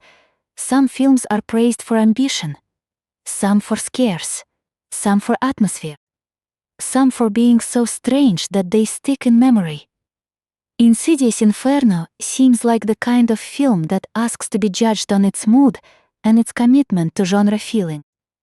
That is often the fairest way to approach indie horror. The question is not whether it matches a blockbuster. The question is whether it creates the experience it sets out to create. The broader horror community also tends to value films that show evidence of care, even when resources are modest. People notice when a movie feels like it was made by someone who genuinely loves the genre. That love can be seen in the way a house is lit, the way silence is used, the way a scare is delayed, or the way a practical effect is framed. Audiences respond to that sincerity. It may not eliminate criticism, but it often creates goodwill. That goodwill is a major part of how indie horror survives. Another factor in reception is replay value. Horror fans often revisit films to catch details, compare pacing, or judge how the atmosphere holds up on a second watch. A movie like Insidious Inferno may benefit from that kind of viewing because atmosphere often becomes more apparent when you already know where the story is going. The first viewing is for shock and uncertainty. The second viewing is for structure and technique. If the film rewards both, it becomes more durable in the conversation. The indie horror scene is also unusually tolerant of filmmakers who aim for mood over polish. That tolerance is not blind. It comes from experience. Viewers who spend a lot of time with genre cinema know that some of the most memorable horror films are messy, odd, or limited in obvious ways, but still deeply effective. Insidious Inferno can be understood within that tradition. Its value may not lie in perfection. It may lie in its willingness to fully inhabit its own dark tone. When a film like this lands with its audience, it usually does so because it understands a simple fact. Horror is an emotional contract. If the movie delivers enough unease, enough commitment, and enough sense of place, viewers will forgive a lot. The indie scene rewards that contract because it values the experience more than the packaging. That is one reason horror remains such a resilient and rewarding part of cinema. There is also an ongoing cultural role for movies like this. They keep the genre open to experimentation. They keep the market from becoming too dominated by major franchises and polished formulas. They remind viewers that horror can still be local, strange, intimate, and unpredictable. Insidious Inferno, as an independent supernatural title, contributes to that larger diversity, even if its reach is modest. It is part of the ecosystem that keeps horror alive and varied. In the end, the distribution and reception of a film like this are inseparable from the larger life of indie horror. A movie is not just the thing on the screen. It is also the way people find it, talk about it, and decide what kind of place it has in the genre. Insidious Inferno exists inside that cycle of discovery and judgment. Whether people praise it for atmosphere or criticize it for limitations, it still enters the larger conversation that keeps horrors interesting. And that conversation is what gives films like this their real afterlife. They may not dominate the market, but they contribute to the ongoing idea that fear can be made in many forms, under many conditions, and still reach an audience. That is the strength of the indie horror scene, and it is the space where Insidious Inferno belongs. By the time a horror film reaches its final impression, the question is no longer only whether it was scary. The deeper question is whether it stayed with you after the screen went dark. That is the standard that matters most for a movie like Insidious Inferno. It is not trying to be a massive franchise event or a polished studio spectacle. It is trying to leave a mark through atmosphere, persistence, and the slow accumulation of dread. What lingers most from a film like this is usually not one single moment, but the overall feeling it creates. The dark house, the sense that the walls are listening, the gradual shift from uncertainty to helplessness, the idea that safety was never as real as it seemed. Those are the things that give the movie its aftertaste. And in horror, aftertaste is everything. A scare is temporary. Unease is what lasts. The film's legacy, if we talk about it in the context of independent horror, is tied to the broader role of small-scale genre cinema. Movies like this keep horror flexible. They remind audiences that the genre does not need to be expensive to be effective. It needs mood, focus, and commitment. Insidious Inferno belongs to that tradition of films that may not dominate mainstream discussion, but still matter because they keep the genre alive in its rawer form. That rawness is important. Horror often becomes more interesting when it feels a little rough around the edges, not because roughness is automatically good, but because it can make the experience more immediate. A polished movie can impress. A raw movie can unsettle. Insidious Inferno seems built for the second kind of response. It is a film that wants the viewer to feel the texture of the nightmare rather than admire the machinery from a distance. If there is a lasting lesson in the film, it is that atmosphere can be more powerful than explanation. Horror does not always need to over-clarify its own mythology. Sometimes the mystery itself is the point. Sometimes the more the viewer understands, the less afraid they become. Insidious Inferno appears to understand that balance and use it wisely. It does not drown itself in lore. It keeps the danger close and the answers limited, which helps the dread stay alive. Another important part of the film's identity is its commitment to the idea that a place can become emotionally toxic.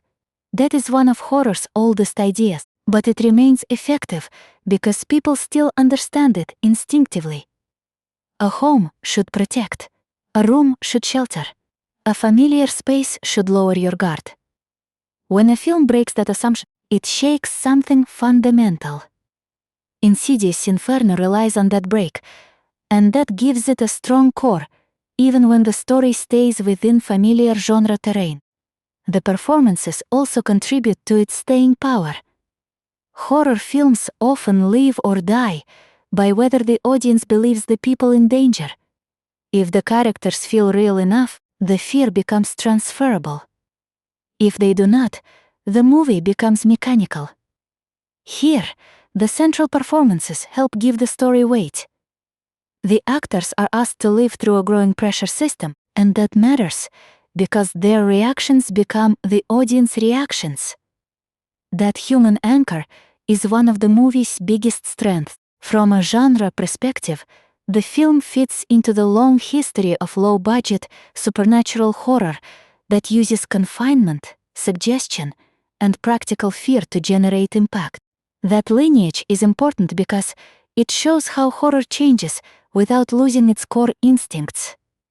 The tools may evolve, the distribution may change, The audience may watch on different platforms, but the central mechanism remains the same. A film creates a space, fills it with uncertainty, and lets fear do the rest. Insidious Inferno is part of that tradition. Its likely legacy among genre fans will depend on how people respond to its tone. Some viewers will appreciate the atmosphere and the commitment to a bleak, no-nonsense horror mood. Others may wish for a bigger narrative swing or a more elaborate mythological payoff. That split is normal.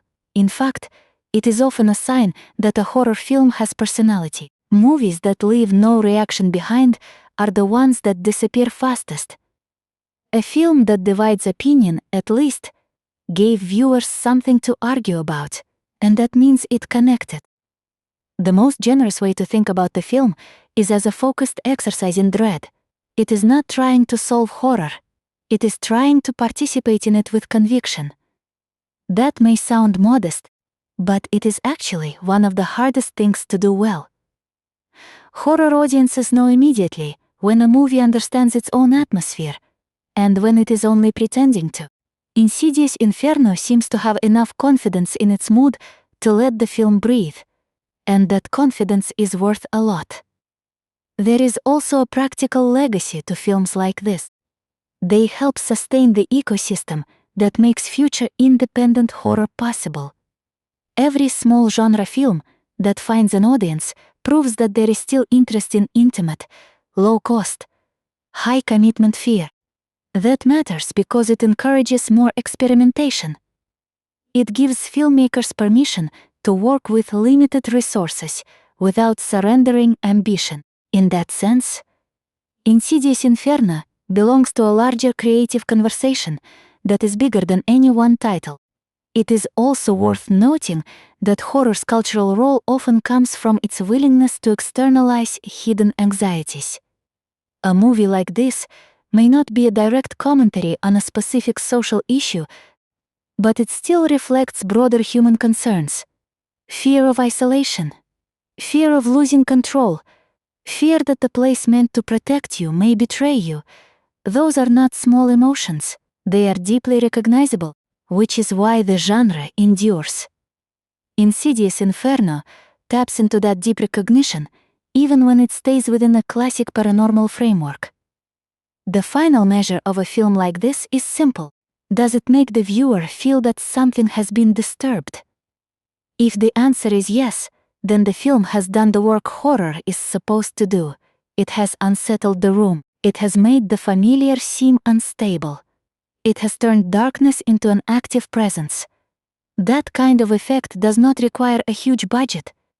It requires discipline, clarity, and the willingness to let atmosphere carry meaning. Insidious Inferno seems to understand that very well. Its strengths lie in the way it builds pressure, holds back explanation, and turns environment into threat. It may not be a film that redefines the genre, but it does not need to. Horror survives through 1,000 different approaches, and this one contributes its own dark texture to the mix. That contribution is enough to make it worth remembering. In the end, the film's strongest quality may be its insistence on staying in its own lane. It does not try to be broader than it is. It does not pretend to have a giant scope. It commits to a contained supernatural nightmare and follows that idea all the way through. That kind of focus often produces the most honest horror, because the film knows exactly what kind of fear it wants to deliver.